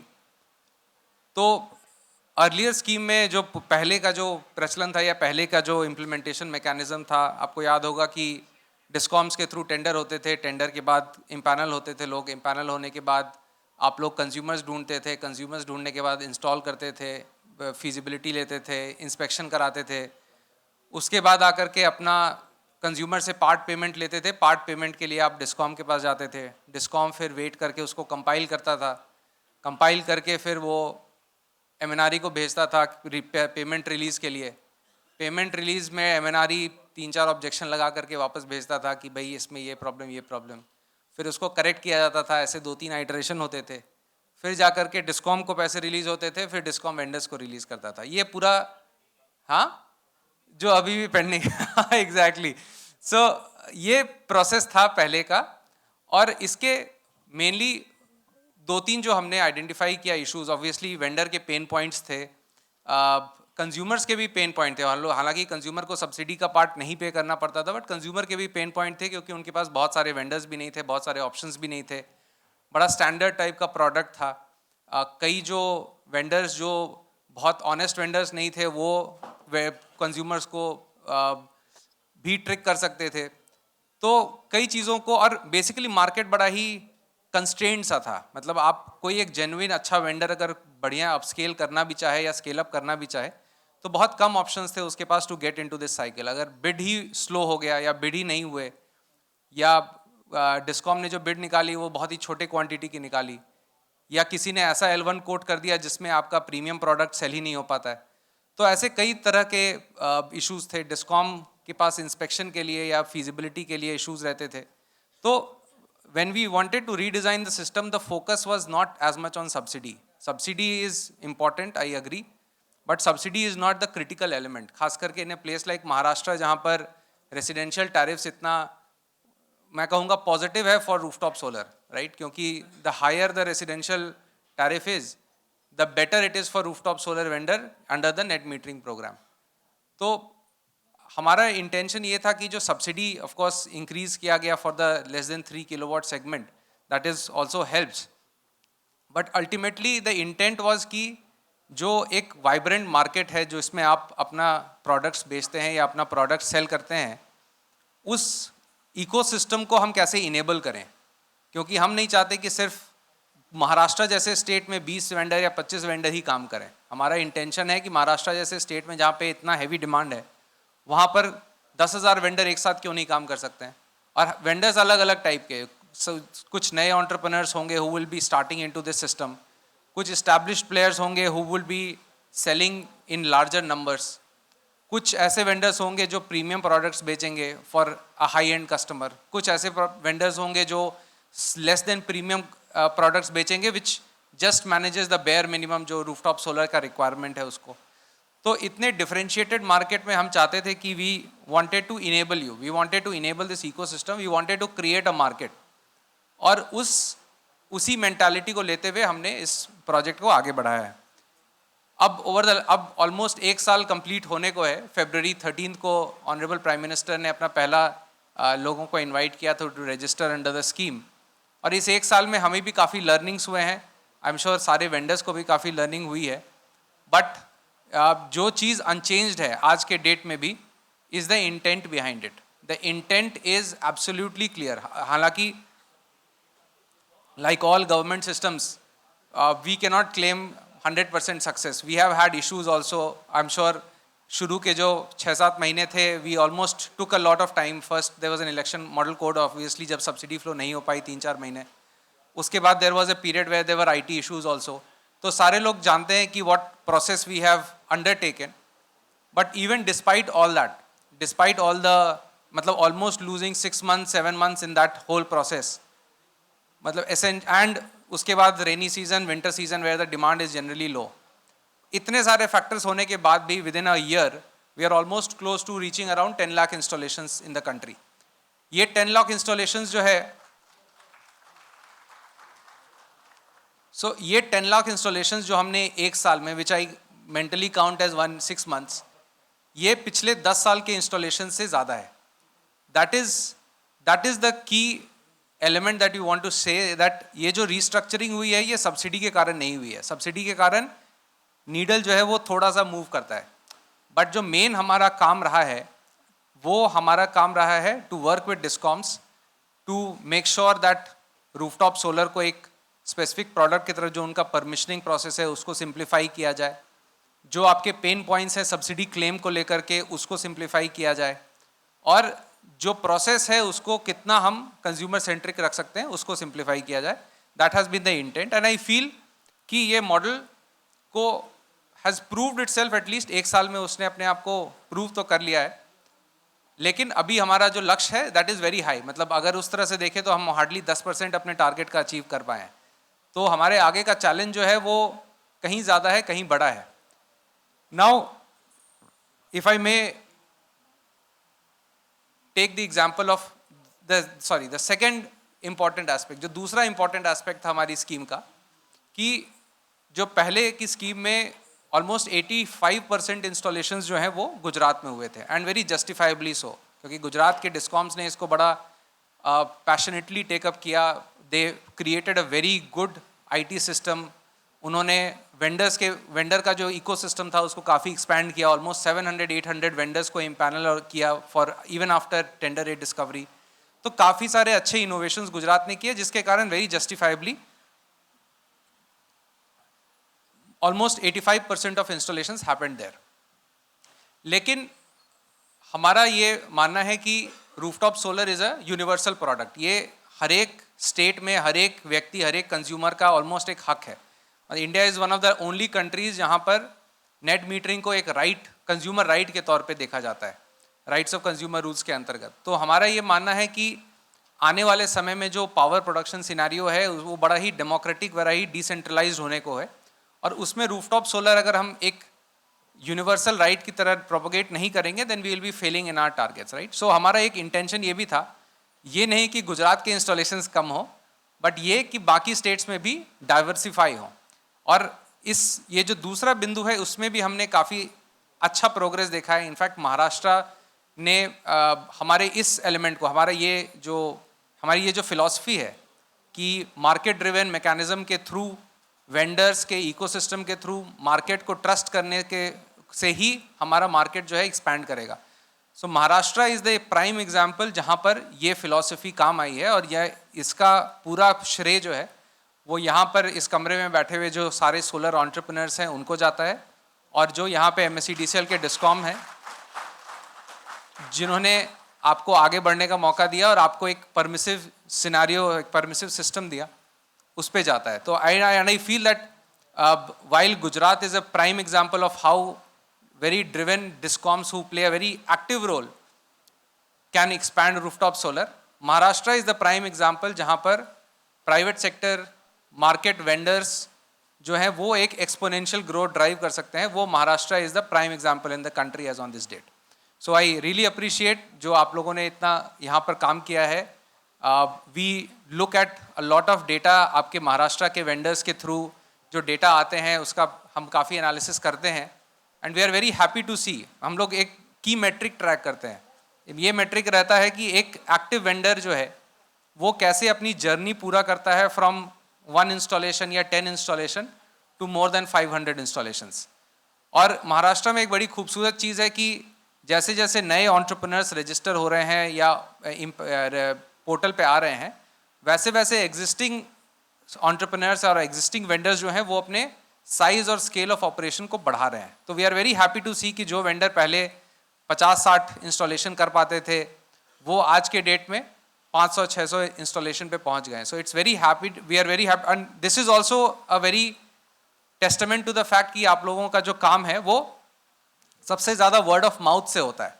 किसी एक आदमी ने लगाया, आपने उसको एक अच्छा एक्सपीरियंस दिया, एक अच्छी अनुभूति दी कि भाई ज़्यादा झंझट नहीं हुआ, पैसे आपने जो डिमांड किए वो रीजनेबल किए, जो सर्विसेज आपने प्रॉमिस की वो आपने समय पे डिलीवर की, अगर उस कंज्यूमर को कोई प्रॉब्लम हुई तो आपने उसको रिस्पॉन्ड किया. तो एक कंज्यूमर का अच्छा एक्सपीरियंस जो है 10 और कंज्यूमर्स के पास जाता है, वही आपको 10 और कंज्यूमर लेकर के आता है. ये एक ऐसी इंडस्ट्री है जहाँ पर लोकलाइज ट्रस्ट बहुत इंपॉर्टेंट है. अगर मैं मेरे घर पे किसी ने अगर रूफटॉप सोलर लगाया है तो और मेरे छत पे दिखता है तो मेरे आसपास के 10 लोग मुझसे पूछेंगे भाई किससे लगवाया, कैसा लगवाया. अगर कोई वेंडर इस इंडस्ट्री में आता है टू चीट, राइट, और जेन्युइन है, मार्केट एक बहुत ही डिफरेंशिएटेड है. मैं ये नहीं कहता कि हर आदमी जो है एकदम ऑनेस्ट इंटेंशंस के साथ आता है, बट मार्केट की खूबसूरती यही होती है कि जो बड़े शॉर्ट टर्म मैकेनिज्म से या बहुत शॉर्ट टर्म इंटरेस्ट से इस मार्केट में घुसता है कि हम 10 लगा देंगे, कॉस्ट कटिंग कर लेंगे, कंज्यूमर को सर्विस अच्छा नहीं देंगे और हम निकल लेंगे. बट मार्केट का उसमें रिस्पॉन्स ये रहेगा कि वो व्यक्ति 10 इंस्टॉलेशन से आगे बढ़ नहीं पाएगा. जबकि जो लोग इस इंडस्ट्री में आते हैं टू स्केल अप, अपना भी बिजनेस ग्रो करना चाहते हैं और कंज्यूमर का भी